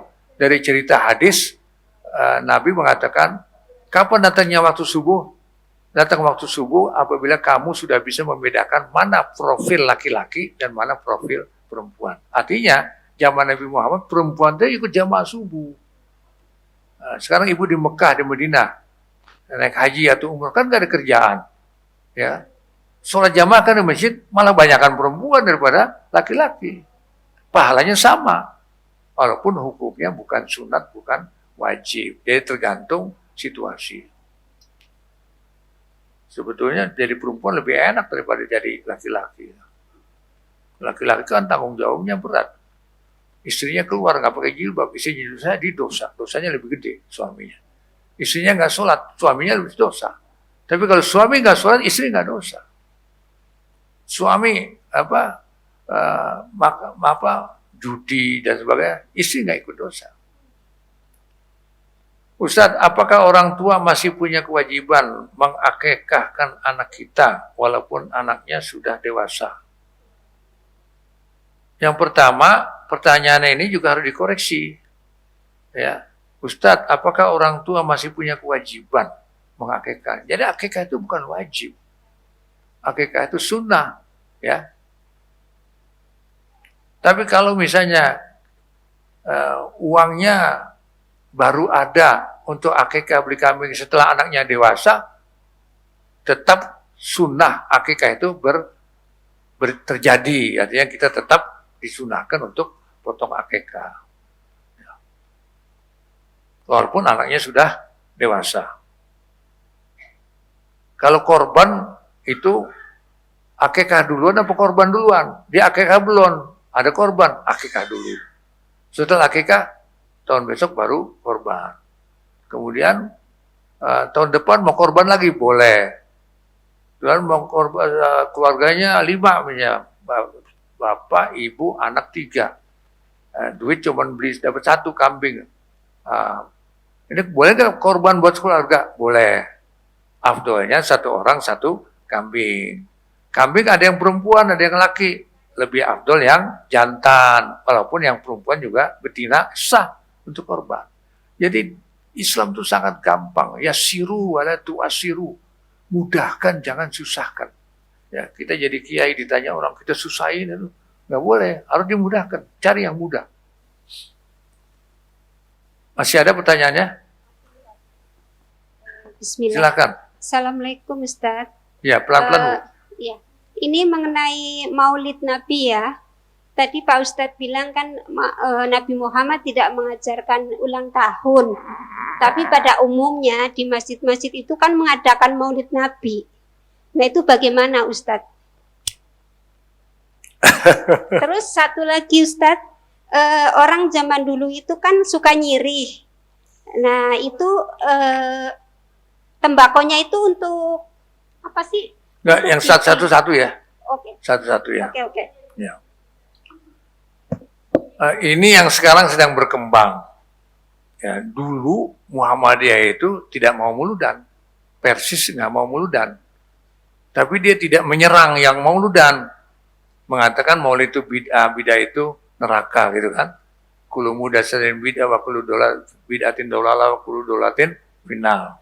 Tapi sekarang ada satu golongan kelompok saudara-saudara kita sesama muslim yang menyerang bahwa maulid itu bid'ah. Bid'ah itu dolalah. Dolalah itu nar. Jadi kamu kalau muludan masuk neraka. Kenapa bid'ah? Karena Nabi tidak pernah ulang tahun. Nggak pernah muludan. Sahabat nggak pernah muludan. Ulama juga nggak pernah muludan. Misalnya Syafi'i, Hambali, Hanafi, Maliki yang pernah muludan. Ada nggak yang punya riwayat Imam Syafi'i pernah mengadakan acara maulid? Ya. Nah itu, jadi ada yang bilang itu bid'ah, ada yang bilang tidak. Itu kan kita kan isinya kan baca Quran, isinya kan baca selawat. Ya kan itu diperintah oleh Allah, innallaha wa malaikatahu yusholluna 'alan nabi, ya ayyuhalladzina amanu shollu 'alaihi wa sallimu taslima. Jadi berbanyaklah baca selawat ya. Bahkan setiap hari kita disuruh baca selawat berapa kali dan sebagainya. Nah, itu dari pihak yang mengadakan mauludan. Tapi kadang-kadang ada yang nanya juga ya, mauludan tuh maunya dia dapat syafaat di hari akhirat nanti oleh Nabi Muhammad. Tapi jurusan ajaran Nabi Muhammad banyak yang tidak diikuti ya. Nabi Muhammad itu kan seimbang antara al-amru bil ma'ruf wa nahyu 'anil munkar, memerintah yang disuruh dan melarang yang munkar, yang dilarang ya, mencegah yang dilarang. Nah kita sekarang kan lihat judi kita biarin, lihat pelacuran kita biarin ya, lihat yang haram-haram kita biarin ya. Itu berarti kita tidak ngikutin Nabi, hanya syafaatnya yang kita harapkan. Jadi kalau sahabat dulu kan ada perang jihad ikut, semuanya ikut ya. Nah, itu ada juga yang bilang seperti itu. Tapi saya sih gampang Bu, kalau kita ragu, ya kan Nabi Muhammad nggak pernah mengadakan ulang tahun, kemudian kita ngadain, kita kan jadi ragu nih, boleh nggak? Ada yang bilang kalau Nabi pernah nggak mengadain berarti bid'ah. Ada yang bilang ini bid'ah daripada kita ngobrol, daripada kita nggak ada kerjaan, kita isi dengan yang baik-baik. Oh, boleh saja, apa salahnya gitu, zikir kok dan sebagainya, baca selawat. Akan berarti kalau saya ragu, ya ragu nih boleh apa enggak ya. Bukan bicara hukum, ragu. Nah kalau kita ragu, afdolnya ditinggalkan. Karena ada hadis, dakma yaribuka ila ma la yaribuka. Tinggalkan yang meragukan Anda sampai Anda melakukan yang tidak meragukan. Tapi ini tidak boleh, tidak perlu kita menyalahkan orang. Yang mau muludan aja kan. Itu urusan dia, tanggung jawab dia. Dia kan pegang gurunya kan. Kita tidak usah mengatakan itu bid'ah dan sebagainya. Tapi kita pribadi, ya kita ragu, ya kita tinggalkan. Toh juga tidak muludan kan juga nggak jadi masalah. Malah kita misalnya, waktu kita yang banyak itu kita gunakan untuk cari duit sebanyak-banyaknya sampai kita kaya, udah kaya kita sedekah, keluarin zakat, bangun ini, bangun itu. Itu lebih afdol. Saya akhir-akhir ini kalau ceramah sering saya bilang haram miskin, orang Islam wajib kaya. Ya. Kenapa wajib kaya? Secara tersirat ya, yang tidak tersurat. Itu rukun Islam itu mengharuskan kita kaya. Kenapa? Kalau kita tidak kaya, rukun Islam cuma 3. Ya. Padahal itu rukun kan, wajib dilaksanakan kan. Dia mau bisa syahadat gratis, bisa sholat gratis, saum gratis, apalagi kan lebih murah malah saum itu kan. Ya, ketika zakat dia nggak bisa karena dia bukan orang kaya, dia jadi tangan di bawah, mustahik zakat. Berarti rukun Islami baru 3 kan. Pas naik haji nggak mampu kan. Naik haji kan manistatu ila sabila jika mampu. Dia nggak bisa naik haji. Sampai mati belum haji. Belum pernah bayar zakat. Karena dia miskin. Berarti rukun Islamnya cuma 3. Nah supaya rukun Islam kita ini lengkap, kita kerja keras. Kita jihad untuk mencari rizki. Ya. Tapi kalau kita habis subuh tidur, ngorok ya udah susah jadi orang kaya. Padahal Nabi Muhammad ada hadisnya itu. An-naumu ba'dal fajri yurisul faqra. Tidur sesudah subuh itu mewarisi kefakiran. Tapi bukan harfiahnya, tapi maknanya bahwa kamu kalau mau kaya kamu harus kerja keras. Hadis itu, an-naumu ba'dal fajri yurisul faqra. Tidur sesudah subuh mewarisi kefakiran. Lihat orang Cina, ya dari Tiongkok dulu naik perahu layar ke Indonesia. Tapi di Indonesia dia kerja keras. Kaya-kaya sekarang. Ya, tanahnya dikuasai sama Cina.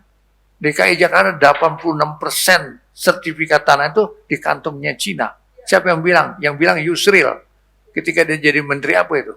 Yusril kan pernah jadi menteri. Itu dia ngomong terang-terangan itu. Ya, gedung-gedung bertingkat itu punya siapa?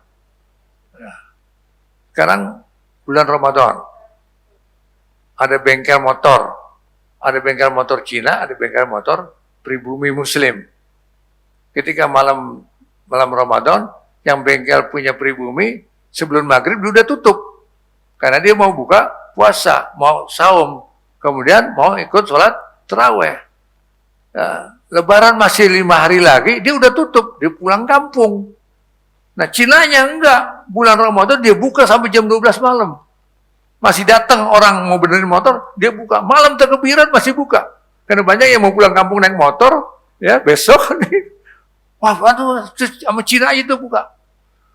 Sampai jam 12 malam masih buka malam terkebiran. Akhirnya Lebaran, libur kan, Lebaran. Nah, si pribuminya ini, Lebarannya tuh libur, jalan-jalannya ke kebun binatang, Ragunan. Sampai di kebun binatang ada presiden gitu lagi, gitu, macet jalanan. Malah bukan dapat rekreasi, dapat tersiksa dia.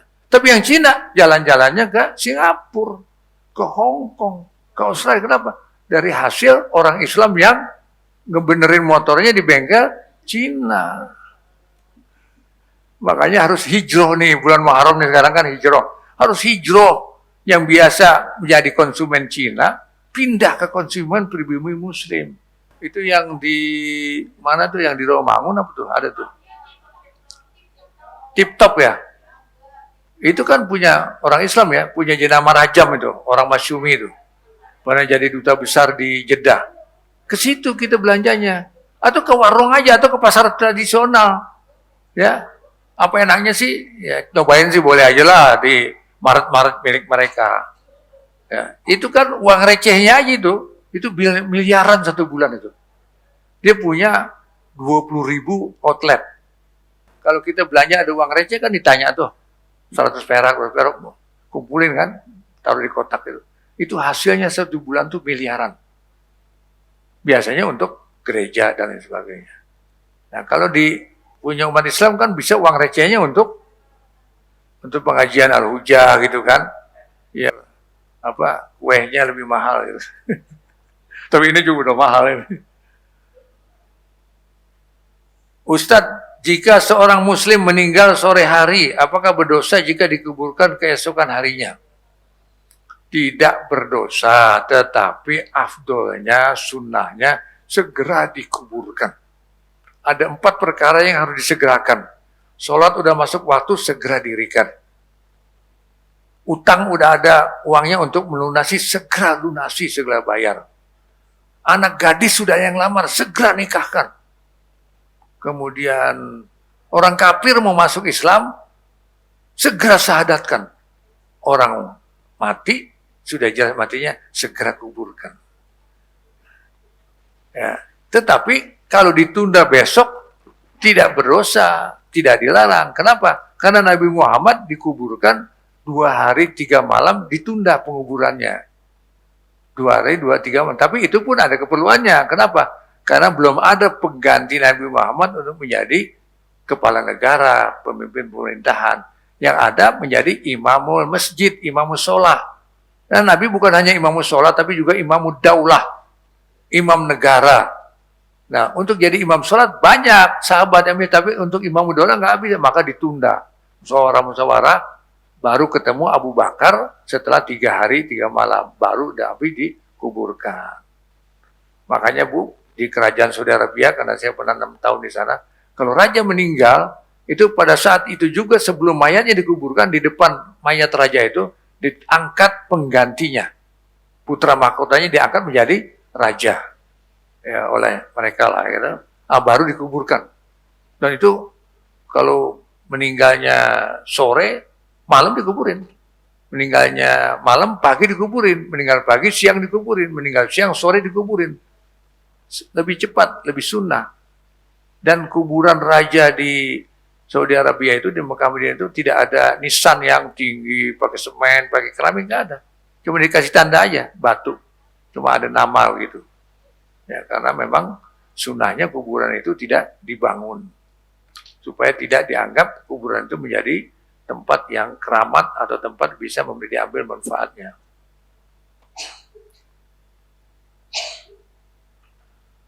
Ustaz, bolehkah puasa Muharram, Syawal Muharram tanggal 10 dan 11?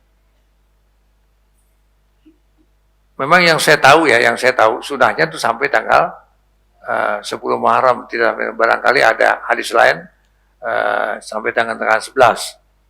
Yang saya tahu sampai tanggal 10 Muharram itu.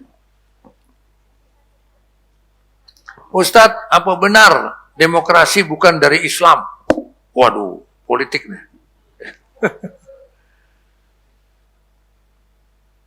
Benar ya. Kalau kita belajar, demokrasi itu bukan dari Islam. Kenapa? Karena kalau dari Islam itu, kekuasaan itu di tangan Allah. Kalau demokrasi, suara rakyat, suara Tuhan. Jadi yang memiliki kedaulatan dalam satu negara demokrasi adalah rakyat. Kecuali demokrasi model Indonesia. Model Indonesia kan rakyatnya nggak berkuasa, Bu. Ya, musim apa tuh? Kemarin ini corona ya. Nah, bansosnya aja dikorupsi. Malah bayar ini, bayar itu ya, vaksin dan sebagainya. Nah, ya, jadi demokrasi itu adalah sistem pemerintahan negara yang berdaulat adalah rakyat. Kita tuh sebenarnya Pancasila itu kedaulatan rakyat ya. Cuma tinggal pelaksanaannya yang belum maksimal, belum sempurna. Nah, kemudian boleh nggak kita ikut berpolitik dalam negara sistem demokrasi? Nah, ini yang jadi persoalan.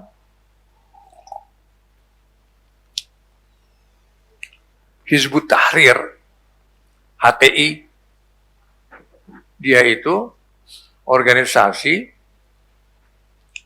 politik yang tidak mau menggunakan demokrasi. Karena demokrasi itu dari produk orang kafir, dari Yunani kuno ya, demokrasi itu. Kemudian datang ke rumah saya dan minta saya aktif di Hizbut Tahrir. Sementara saya aktif di partai politik demokrasi. Cuman saya bilang begini, ya, bahkan dengan Ustadz Abu Bakar Basir juga, saya pernah setengah debat lah gitu ya. Debatnya itu di rumahnya Habib Rizik, yang waktu itu masih jauh ya seperti itu. Di Petamburan itu ada pengajian mengundang Ustadz Abu Bakar Basir menjadi pembicara, saya menjadi peserta, tapi saya duduk paling depan. Nah, beliau mengatakan demokrasi itu haram ya, karena itu bukan dari Islam. Saya bilang begini, Ustadz, kalau kita naik haji, itu naik pesawat bikinan orang kafir. Nggak ada pesawat bikinan orang Islam. Pilotnya kafir, pramugarinya kafir, makanannya belum tentu halal, ya. Terus kita naik haji, turun di Jeddah. Kita ke Mekah, ke Arafah, Mina, bikin haji. Selesai haji kita balik ke Jeddah, naik lagi tuh pesawat sampai di Jakarta. Ada nggak ulama yang mengatakan hajinya nggak mabrur karena naik pesawat bikinan orang kafir? Nah, ya kan? Jadi saudara Hizbut Tahrir ini nggak ngomong ya, termasuk Ustaz Abu Bakar Basir. Ya, ini lain katanya ya, ini Ustaz oleh lain katanya. Ya, jadi menurut saya partai politik itu hanya kendaraan untuk merebut kekuasaan secara konstitusional. Kekuasaan itu harus direbut, nggak ada orang mau ngasih kekuasaan, mau ngasih jabatan nggak ada, harus direbut. Tapi merebutnya harus dengan cara yang sportif, yang tidak melanggar hukum, tidak melanggar undang-undang, bukan dengan bikin bom, bikin ini itu, enggak, ya. Tapi kita harus melalui partai politik. Kayak dulu Masyumi, itu partai politik Islam, pernah menang pemilu. Ya, Pak Nasir pernah menjadi Perdana Menteri. Kenapa jadi Perdana Menteri? Karena Pak Nasir telah berjasa sangat besar sekali sebagai Ketua Umum Partai Islam. Apa? Yaitu merubah RIS yang dikuasai oleh Belanda, Republik Indonesia Serikat, menjadi NKRI. Pak Nasir kunjungi itu sultan-sultan, minta bantuannya agar membubarkan kerajaan, kekuasaannya diberikan kepada RI. Makanya negara kesatuan dari banyak kerajaan, banyak kesultanan di Indonesia. Berhasil ketika disampaikan di MPR Parlemen. Pak Nasir yang menyampaikan, dan itu ide dia yang keliling dan sebagainya. Terkenal dengan istilah mosi integral. Nah, mosi integral ini adalah bagian daripada politik demokrasi. Berhasil, maka RIS menjadi NKRI. Kemudian orang sekarang bilang banyak bilang NKRI harga mati. Padahal siapa yang bikin NKRI? Pak Nasir, Ketua Umum Partai Masyumi. Jasa beliau menjadikan NKRI diperhatikan oleh Soekarno sebagai presiden. Pak Nasir diangkat menjadi Perdana Menteri. Gara-gara dia punya mosi integral NKRI itu. Jadi penting sekali kita untuk berpolitik, jangan anti politik, jangan bilang politik itu kotor. Nabi Muhammad itu semenjak hijrah ini kan berpolitik. Maksimal perang, jihad. Kenapa? Sudah nggak bisa bicara di atas meja, nggak bisa diplomasi, nggak bisa berunding. Ya perang. Nah, jihad itu adalah kegiatan politik yang maksimal. Ya. Nabi Muhammad ngurusin politik, ekonomi, dari terbit fajar sampai matahari terbenam. Tapi ngurusin akhirat cuma 5 kali sholat, jadi imam di masjid, 1 kali sholat, taruhlah 10 menit, kan cuma 50 menit. Ya, Nabi Muhammad malamnya dibagi 3. Sepertiga untuk taklim, sepertiga untuk tidur, sepertiga untuk ibadah. Ibadah itu untuk kepentingan pribadi dia. Nah, satu lagi yang terakhir ya, yang tentang bicara demokrasi ini. Nabi Muhammad mengeluarkan hadis Al-Asyara Al-Mubasysyirina bil Jannah. 10 orang yang pasti masuk surga. Karena ini hadis berarti kan tidak bisa kita ragukan. Wajib kita imani kan. Hadis ini sahih, riwayat Abdurrahman bin Auf. Nabi Muhammad bilang Abu Bakar fil Jannah, Umar fil Jannah, Utsman fil Jannah, Ali bin Abi Thalib fil Jannah, Zubair bin Al-Awwam fil Jannah, Abdurrahman bin Auf fil Jannah, Sa'ad bin Abi Waqqas fil Jannah, Zaid bin Sa'ad fil Jannah. Cuma 10 orang. Semuanya yang disebut oleh Nabi itu, ya, yang 4 adalah birokrasi. Pejabat pemerintahan, khalifah Abu Bakar, Umar, Utsman, Ali. Zubair bin Awal itu tentara, ya, militer. Abdurrahman bin Auf itu konglomerat, ya, orang pedagang yang kaya raya karena berdagang. Sa'ad bin Abi Waqqas juga seorang birokrasi. Nah, sementara di Masjid Nabi ada orang namanya Abu Dzar Al-Ghifari.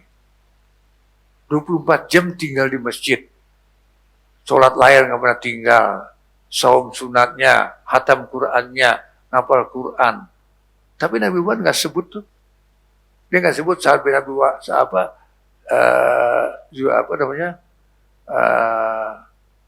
siapa tadi barusan? Abu Dzar Al-Ghifari fil Jannah, enggak. Nabi Muhammad enggak nyebut Abu Dzar Al-Ghifari, enggak.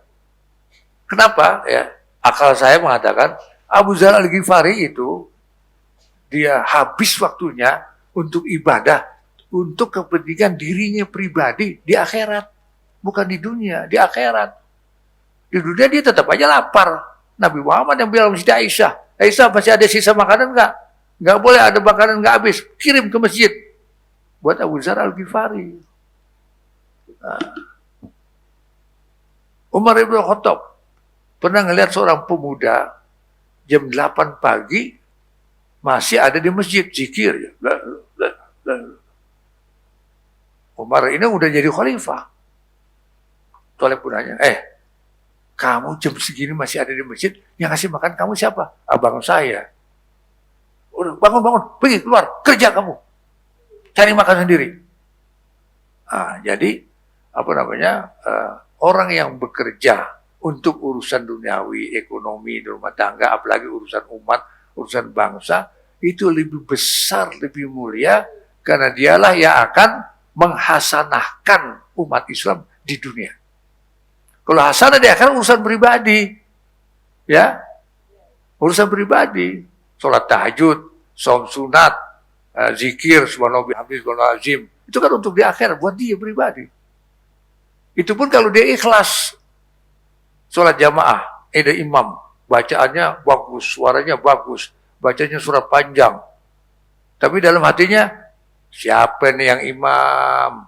Ini gue nih bisa niruin imam Masjidil Haram Mekah. Nah, di belakang di sop terakhir ada anak muda nggak pakai peci, pakai blue jean, pakai t-shirt, ya. Dia ketinggalan rakaatnya udah rakaat kedua misalnya. Nah, mana gedean pahala imam sama pahala orang yang paling belakang ini? Si imam yang takabur, yang ria ini, yurouna wa yamnauna ma'un. Nggak dapat apa-apa, malah dia fawailul lil musolli, neraka wail buat orang yang sholat karena yuroun, karena ria. Tapi si anak muda yang datang terlambat, bagaimana dia mau ria? Dia datang terlambat, nggak pakai peci, dia mestinya malu, mestinya nggak jadi dia sholat. Tapi karena dia malu sama Allah, dia takut sama Allah, karena Allah dia sholat, walaupun sudah terlambat dia tetap sholat, dia dapat pahala utuh. Karena ikhlas. Al-ikhlasu ruhul amal. Ikhlas itu adalah nyawanya amal, nyawanya ibadah kita. Kayak apa kita ibadah kalau nggak ada keikhlasan, berarti bangke. Bangke itu bangkai, Bu. Karena saya Betawi jadi saya bilang bangke. Nah. Oh, banyak itu cerita di hadis-hadis itu. Orang yang ahli ibadah tapi masuk neraka, ya. Ya, itu cerita demokrasi. Jadi demokrasi ini bukan ideologi, bukan akidah. Tapi demokrasi adalah kendaraan. Seperti sekarang kita zaman Nabi naik haji, naik onta. Sekarang kita naik Toyota. Ya, mau naik onta kayak naik Toyota kayak nggak ada masalah karena sahnya haji itu apabila cukup rukunnya, cukup wajibnya, cukup sunahnya. Kan ada rukun haji, ada wajib haji. Itu sudah dipenuhi semua, udah cukup sahnya. Mau jalan kaki, mau naik onta, mau naik pesawat, mau naik getek, tidak ada kaitannya dengan sah atau tidak sahnya sholat. Itulah demokrasi. Tapi kalau akidah, nggak bisa. Misalnya ada partai, ideologinya komunis, PKI misalnya kan. Ini nggak apa-apa, ini kan cuma partai, cuma kendaraan. Nggak bisa. Kenapa? Karena ideologi PKI adalah komunis. Komunis itu memusuhi ulama, memusuhi Islam. Dan dia cenderung kepada ateis, tidak mengakui Tuhan. Dan di Tiongkok sekarang ada umat Islam, satu provinsi, Uighur, itu dimasukin kamp konsentrasi jutaan orang. Dipaksa untuk meninggalkan agama Islam. Dilarang sholat. Kalau dia masih sholat, ketahuan ditangkap, disiksa. Istrinya diperkosa. Rame-rame. Ya, anaknya dicuci otaknya. Supaya lupa kepada agama Islam. Namanya diganti dengan nama Cina. Ya sekarang di Uighur. Kalau kita mendukung PKI, Partai Komunis, mendukung sistem pemerintahan, berarti kita mendukung disiksanya bangsa Muslim di Uighur. Padahal ada hadis yang mengatakan, Man lam yahtam bi amril muslimin falaysa minhum. Siapa yang tidak memperhatikan nasib orang Muslim, dia bukan orang Islam. Ya. Mestinya umat Islam Indonesia itu, ya, ke sana tuh, Habib Rizik tuh, ke sana tuh, ya, ke Rohingya, jihad, untuk membela umat Islam. Begitu juga Palestina, dan sebagainya, dan sebagainya. Makanya, kekuasaan politik, hukum, dan ekonomi harus direbut dengan cara-cara konstitusional. Jangan berontak, jangan angkat senjata, tapi bikin partai politik. Kalau ormas tidak terlalu berpengaruh, Muhammadiyah udah berapa puluh tahun umurnya. Ya, semuanya Muhammadiyah. NU, berapa tuh anggotanya? Puluhan juta. Tapi tidak punya kekuasaan apa-apa. Tapi kalau partai politik, ya, dia bersaing kemudian menang, dia bisa menguasai kekuasaan sehingga umat Islam menjadi aman, damai, sejahtera seperti yang dikatakan dalam Al-Quran, baldatun toyibatun warobun ghafur. Jadi perlu punya partai politik, tapi jangan partai politik yang non-Islam, harus partai politik yang Islam. Tapi partai politik Islam juga harus yang ideologis, syar'i, kafah. Ya, jangan ada partai Islam bertengkar, ya, pecah jadi dua.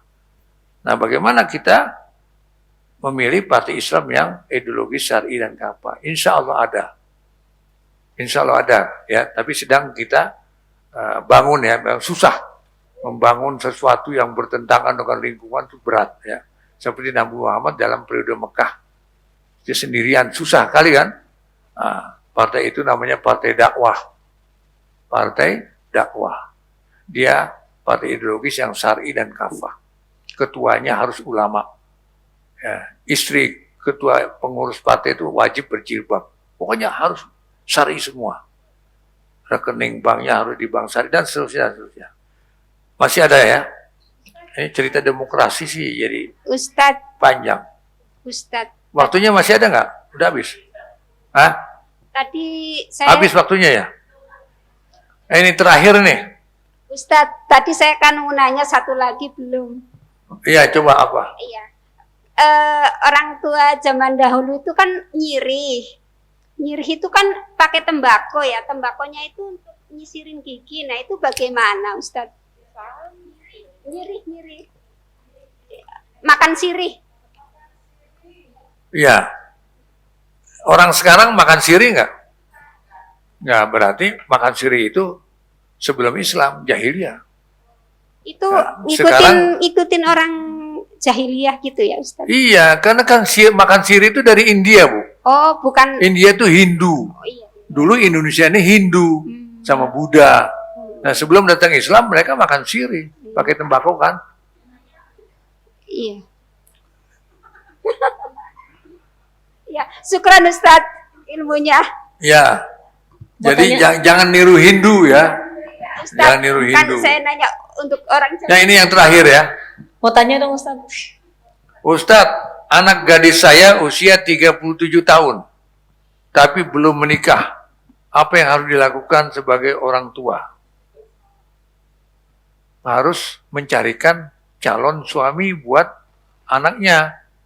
Datang sama teman, bisa bantu nggak? Saya punya anak sudah 30 tahun, masih gadis, belum ada jodoh. Jangan-jangan Anda punya anak umurnya udah 40 tahun, juga belum nikah, atau anaknya duda gitu kan. Harus diusahakan. Ayah anak gadis yang belum punya suami ini berkewajiban mencarikan jodoh putrinya. Kalau dia meninggal belum menjodohkan putrinya, dia berdosa. Ya, dia akan ditanya di hari akhirat. Karena ada hadis yang mengatakan kullu mauludin yuladu alal fitrah fa abawahu yuhawidanihi au yunasirani au yumajjisani. Setiap anak bayi yang lahir itu fitrah dia, artinya cenderung Islam. Kedua ibu bapaknya lah yang menjadikan dia Yahudi atau Nasrani atau Majusi. Jadi kedua ibu bapak itu bertanggung jawab dengan anaknya ke depan. Apakah menjadi almarah atau solehah atau tidak. Makanya dia punya kewajiban untuk mencarikan jodoh anaknya. Acara pernikahan perempuan, pengantin perempuan, kalau ayah kandungnya tidak mau mewalikan, nggak jadi nikah. Tapi sebaliknya, ada orang laki-laki punya anak perempuan, dipaksa nikah dengan satu laki-laki yang tentu saja soleh dan baik menurut ayahnya ini, nikah itu sah. Akad nikah itu sah, walaupun dipaksa oleh ayahnya. Di zaman dulu kan, zaman Siti Nurbaya kan, kebanyakan kan perkawinan itu datang cintanya setelah menjadi suami istri. Ayah saya tuh nggak pakai cinta-cintaan itu. Ya, ayah saya sama ibu saya tanya dulu. Malah ibu saya umurnya 13 tahun. Ya. Maharnya cuma baca kulhu. Ayah saya baca kulhu Allahu ahad, Allahu samad, udah cukup maharnya. Lahir saya, bahkan anaknya 13. Dari 13 itu salah satu jadi kiai. Jadi yang bagus itu, cinta itu datang setelah nikah, bukan sebelum nikah. Sebelum nikah udah habis-habisan, ya. Udah lecek, ya. Kalau lelaki sih nggak apa-apa ya, karena dia tetap punya nilai ya. Kayak Nabi Syuaib umur 80 tahun baru nikah, baru kawin. Bisa punya anak. Tapi kalau perempuan umur 50 tahun bisa punya anak nggak? Susah. Saya ada teman saya, janda, umur 40 tahun lebih lah, ya, hampir 50 tahun. Minta cariin jodoh sama saya. Dia cantik, kaya. Punya apartemen banyak ya, satu bulannya ratusan juta masuk. Dia tinggal sendiri, malam nggak bisa tidur karena belum punya jodoh. Datang sama saya minta, tolong jadiin saya jodoh Ustaz, Kiai. Ada teman udah punya isi, poligami mau nggak? Nggak mau. Ada teman duda tapi udah tua, udah mau 70 tahun, nggak mau juga. Dia mau cari yang 50 tahun, ya susah. Jadi memang harus ada yang mencarikan ya kalau punya anak. Jadi ayahnya yang harus mencarikan. Kemudian diberi pemahaman bahwa penting sekali perempuan itu umur. Kalau umur sudah 25 itu lampu kuning. Kalau udah 30 itu lampu merah. Udah susah mencari, bagaimana mau mencari? Karena lelaki nyarinya yang umur 20, 21, 22 gitu ya. Saya kawin yang kedua, istri saya itu 19 tahun. Saya 37 tahun. Ya. Saya punya anak 7. Saya punya cucu 11, 12 sekarang. Istri saya yang pertama beda. Sebaliknya, saya 29 tahun, istri saya 36 tahun. Beda 7 tahun. Tapi 6 tahun kawin nggak bisa punya anak. Karena dia umur sudah 40 kan, setelah kawin 6 tahun. Nah, saya ingin punya anak. Saya terang-terangan minta izin mau poligami. Dia nggak mau. Dia lebih suka dicerai daripada dipoligami. Ya sudah, cerai baik-baik ya. Kemudian saya kawin lagi dengan santri umur 19 tahun. Alhamdulillah sekarang punya anak sudah 7 dan cucu sudah 11. Alhamdulillah. Ya, jadi perlu sekali ya orang tua itu kalau anak sudah 22 tahun itu mencarikan jodohnya. Ya. Masih ada 2 nih ya. Ustaz, bolehkah puasa malam? Sudah. Jika seorang muslim meninggal sore hari, apakah berdosa jika dikuburkan besokan? Sudah. Berarti sudah habis pertanyaannya. Mau tanya dong Ustaz. Ustaz, apa benar demokrasi bukan dari Islam? Betul, bukan dari Islam. Tapi demokrasi kendaraan. Bisa kita pakai untuk mencapai tujuan. Sudah sampai tujuan, kendaraannya buang. Kalau kita udah jadi presiden, DPR kita kuasai dan sebagainya. Ya, yudikatif, jaksa agung, mahkamah agung, semua jaksa orang kita, orang muslim mukmin mutakin, solihin ya, kan bisa kita robah kan untuk seperti Aceh kan menjalankan syariat Islam. Aceh bisa itu. Ya, Minangkabau kan adat besani sara besani kita buloh kan bisa. Jogja kan bisa kan. Jogja gubernurnya kan melarang orang Cina beli tanah, boleh nyewa aja. Ya kan? Ternyata betul itu. Cina nggak bisa apa-apa di Jogja oleh Sultan. Karena dia sadar. Saya kira ini yang bisa saya sampaikan. Boleh tanya mudah-mudahan. Ustaz? Pakai mau tanya satu lagi boleh? Terakhir. Iya terakhir. Terakhir ya, janji ya, terakhir ya. Iya terakhir Ustaz. Silakan. Ustaz, kalau tidak salah tuh ada hadis atau apa gitu Ustaz ya yang tentang. Coba pelan-pelan. Ustaz, kalau Tidak salah ada hadis ya. Bahwa setiap 100 tahun itu Allah mengutus mujadid gitu Ustaz ya. Setiap 100 tahun mengutus mujadid. Nah yang mau jadi pertanyaan itu adalah mujadid itu apa gitu Ustaz ya. Lalu contoh-contoh mujadid Islam itu siapa aja Ustaz. Lalu apakah benar akan datang mujadid karena 100 tahun Khalifah Utsmani itu kan runtuh 1924 dan akan ada lagi mujadid itu nanti katanya perkiraan 2024. Jadi 3 pertanyaan itu, saat mujadid itu apa dan siapa aja mujadid Islam yang sudah ada, lalu apakah benar diperkirakan 2024 itu akan ada mujadid gitu Ustaz? Mujadid itu adalah pembaru.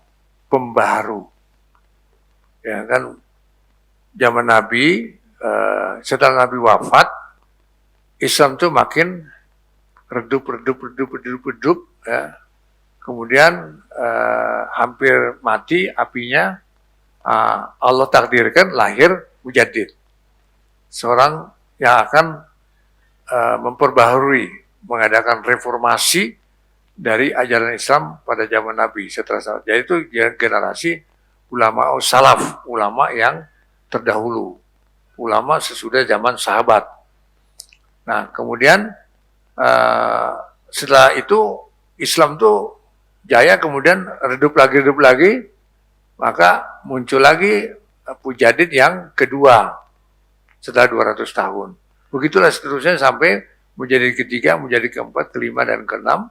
Ya, artinya Islam itu boleh jadi terhapus, hilang dari Indonesia. Tapi Islam tidak mungkin hilang, habis dari muka bumi. Nah itu. Kenapa? Karena akan ada selalu 100 tahun mujadid. Kemudian ulama-ulama ahli sejarah memahami ayat azan ya. Ayat bahwa Allah membagikan kekuasaan ini bergantian dari satu golongan kepada golongan berikut. Ya, Allah menggilirkan kekuasaan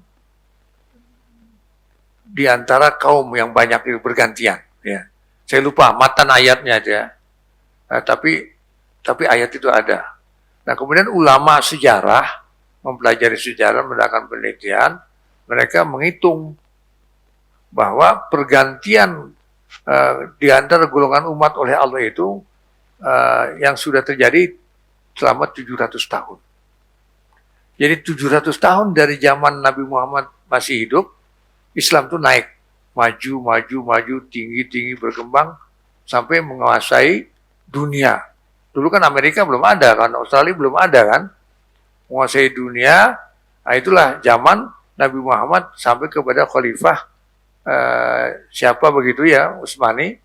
Kemudian 700 tahun Islam ini jatuh ketika Andalusia direbut oleh Ferdinand dan Isabella. Ada yang udah pernah ke Spanyol? Jalan-jalan, umroh terus ke Spanyol? Belum ada. Ya, alhamdulillah saya sudah ke Spanyol melihat Masjid Cordova dan Istana Alhambra ya, di Gornado itu kan. Nah, Masjid Cordova itu besar sekali, luas. Tiangnya itu sebesar meja ini, marmer utuh. Tingginya 13 meter tuh marmer. Berapa banyak tiangnya? 2119 tiang. Jadi membangun masjid sebesar itu tidak cukup 10-20 tahun. Hampir 100 tahun bangun masjid itu. Nah, kemudian ketika khilafah sudah menjadi kerajaan-kerajaan kecil, ya, mereka saling berebut kekuasaan, perang antara kerajaan kecil, maka raja kecil yang waktu itu berkuasa di Andalusia minta bantuan kepada Ferdinand dan Isabella dari Portugis yang beragama Katolik. Maka dibantulah si raja yang terakhir ini, menanglah dia, tapi setelah dia menang, dia diusir oleh Ferdinand dan Isabella, maka ditinggalkanlah Andalusia. Dan umat Islam waktu itu disuruh 3 pilihan. Keluar dari Spanyol, atau masuk Kristen, atau ditangkap, disiksa, dan dibunuh. Maka banyak yang eksodus sampai ke benua Amerika. Ya, banyak yang ada yang masuk Kristen, ada yang tidak mau, maka dia dihukum. maka semua masjid diratakan dengan tanah kecuali Masjid Cordova. Saking besarnya masjid itu, saking tingginya nilai arsitekturnya, mereka sayang untuk, tapi di dalam masjid itu sudah dibikin patung patung Yesus ya, dan di dalam masjid sudah dibangun 3 gereja dan 1 sinagoga. Katakan di sudut sini gereja Katolik, di sana gereja Protestan, di sana gereja Yehova, di sana sinagoga punya Yahudi, dan mereka pakai untuk ibadah mereka, dan umat Islam tidak boleh menggunakan masjid itu untuk tempat sholat, kecuali ada sidang internasional, banyak presiden-presiden dan kepala negara muslim di Spanyol, baru boleh sholat Jumat di situ, kalau kebetulan hari Jumat. Setelah itu nggak boleh lagi. Tetapi, saya ingat ayatnya, watilkal ayyamu nudawiluha bainan nas. Itulah kekuasaan zaman itu digilirkan oleh Allah di antara golongan manusia. Jadi 700 tahun Islam naik, 700 tahun Islam jatuh, termasuk jatuhnya Andalusia. Nah sekarang sudah sampai abad ke-14. Berarti sudah 700 tahun naik, 700-nya sekarang yang ketiga Islam akan naik. Maka pada abad 1444 Hijriah sekarang, berarti ini sudah naik lagi Islam. Makanya jilbab merebak kemana-mana, Islamofobia sudah dicabut. Di Inggris sudah banyak beragama Islam, ahli kota banyak Islam, gereja-gereja banyak yang tutup, gereja dibeli, dijadiin masjid, dan sebagainya, dan sebagainya. Di Amerika sekarang juga begitu, apalagi di Rusia.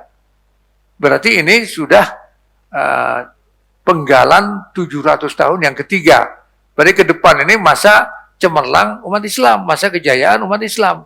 Tinggal siapa yang mau memimpin umat Islam ini, diduga dari Indonesia, karena Timur Tengah itu saling berperang ya, antara Syria, antara Mesir, Libya, Tunisia, itu semuanya diadu oleh Amerika. Ditunggu Indonesia, tapi Indonesia juga susah juga ke depan.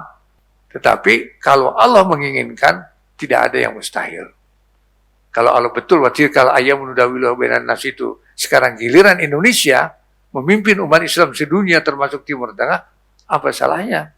Allah Maha Kuasa. Ya, ada mubalik UAS, ya, ada mubalik namanya UAS, Ustadz Adi Hidayat. Saya jadi murid beliau tuh, suka buka di YouTube. Beliau tuh kalau baca ayat, dia tahu itu ayat ini letaknya di halaman sekian. 3 baris dari bawah, sekian baris dari atas, di pojok kiri, pojok kanan. Ternyata bukan hanya baca Quran, baca hadis juga begitu. Ini ada di kitab hadis ini nomor sekian, letaknya di halaman sekian, dan sekian, dibacain hadisnya, hafal di dalam kepala. Kalau ibu kan hafalnya di luar kepala. Hari ini kan besok lupa. Ya kan? Jangankan 30 juz ke-30 nggak hafal-hafal. Saya yakin kalau saya bilang, mana yang hafal 30 juz? Paling yang angkat tangan 2-3 orang. Ya.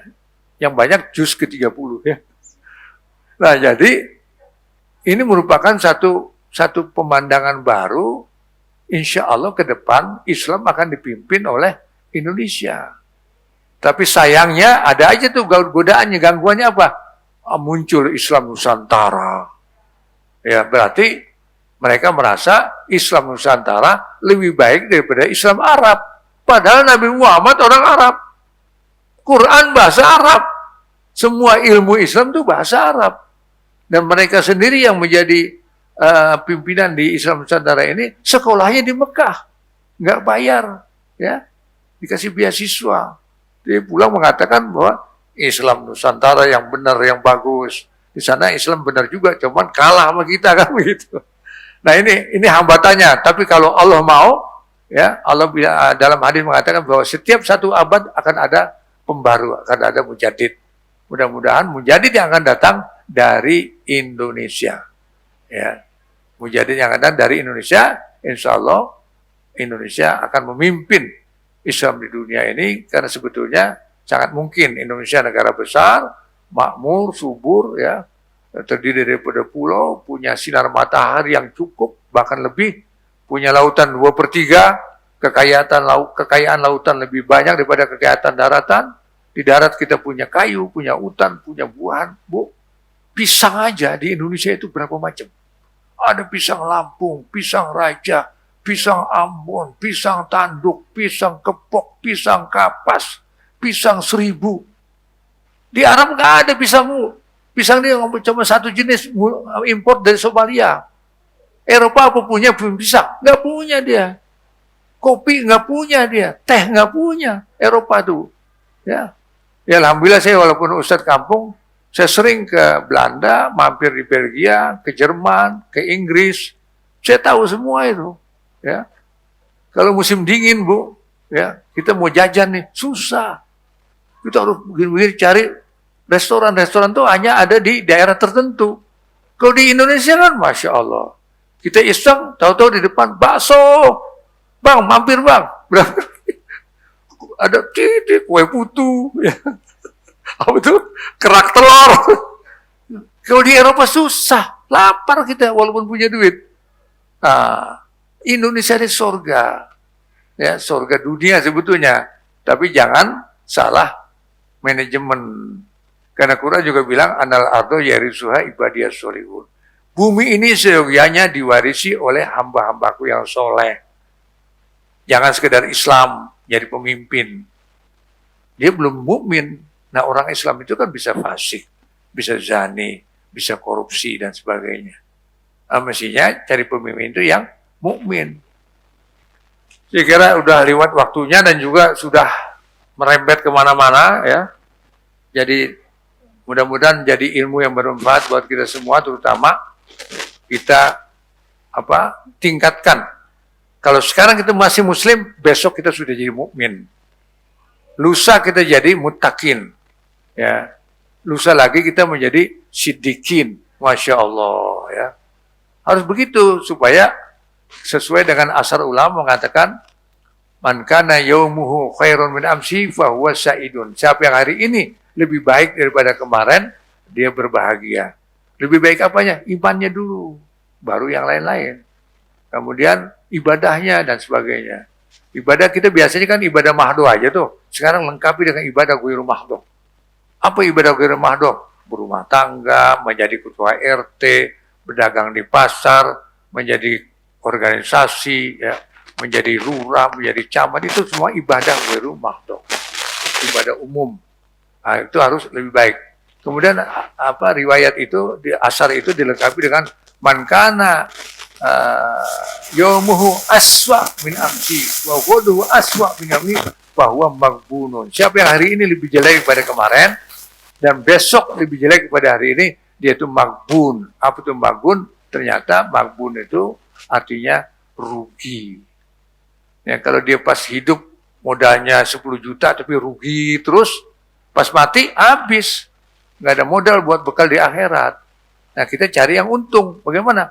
Supaya hari ini lebih baik dari kemarin, besok lebih baik daripada hari ini. Apanya? Semuanya. Khususnya iman Islamnya. Dan mudah-mudahan pemimpin Indonesia seluruhnya, bukan hanya presiden, adalah orang-orang yang muslim mukmin, bukan sekedar muslim.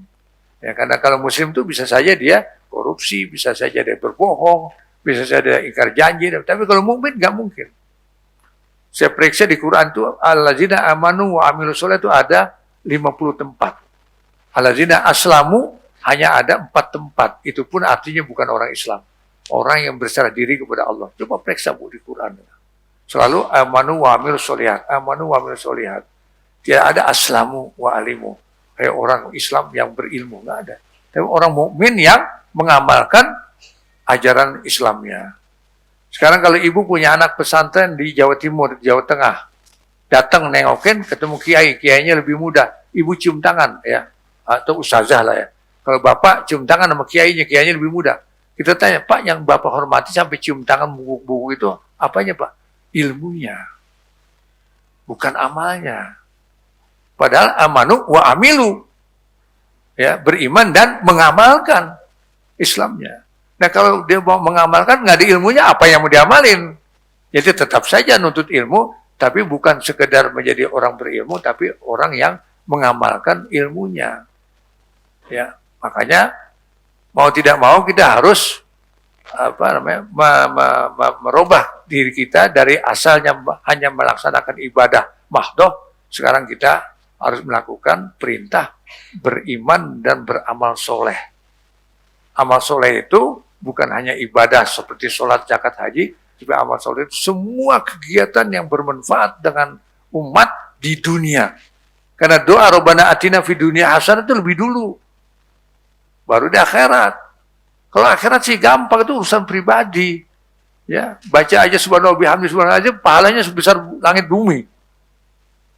Tapi kalau hasanah di dunia itu yang sulit. Itu udah 70 tahun merdeka kita nggak pernah ini kan, nggak pernah merasa jadi tuan rumah, nggak pernah merasa semuanya kaya. Tapi umat Islam itu yang miskin, umat Islam yang bodoh, umat Islam yang sakit nggak kuat bayar obat, umat Islam yang rumahnya reot dan sebagainya, ya kan?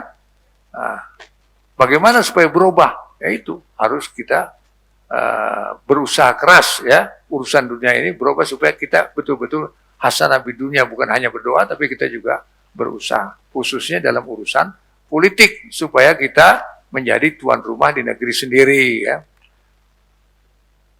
Billahi taufiq wal hidayah, kita tutup dengan kafaratul majlis. Subhanakallahumma wa bihamdika asyhadu an la ilaha illa anta astaghfiruka wa atubu ilaik. Wassalamualaikum warahmatullahi wabarakatuh. Bantu yuk operasional Rumah Dakwah Al-Hujah dan terselenggaranya kajian serta dakwah Al-Hujah dengan menjadi donatur tetap setiap bulan berinfak Rp30.000. Dengan infaknya setiap bulan Rp30.000, insya Allah akan membantu dakwah Al-Hujah dan jadikan ini amalan yang istiqomah yang dilakukan terus-menerus atau kontinu. Allah mencintai amalan yang istiqomah walaupun sedikit. Terus istiqomah setiap bulan, jangan berhenti. Karena Allah mencintai hambanya yang istiqomah. Dan insya Allah ini akan menjadi amal soleh jariah dengan menyebarnya ilmu yang bermanfaat. Yuk salurkan amalan istiqomahnya setiap tanggal 3 setiap bulannya melalui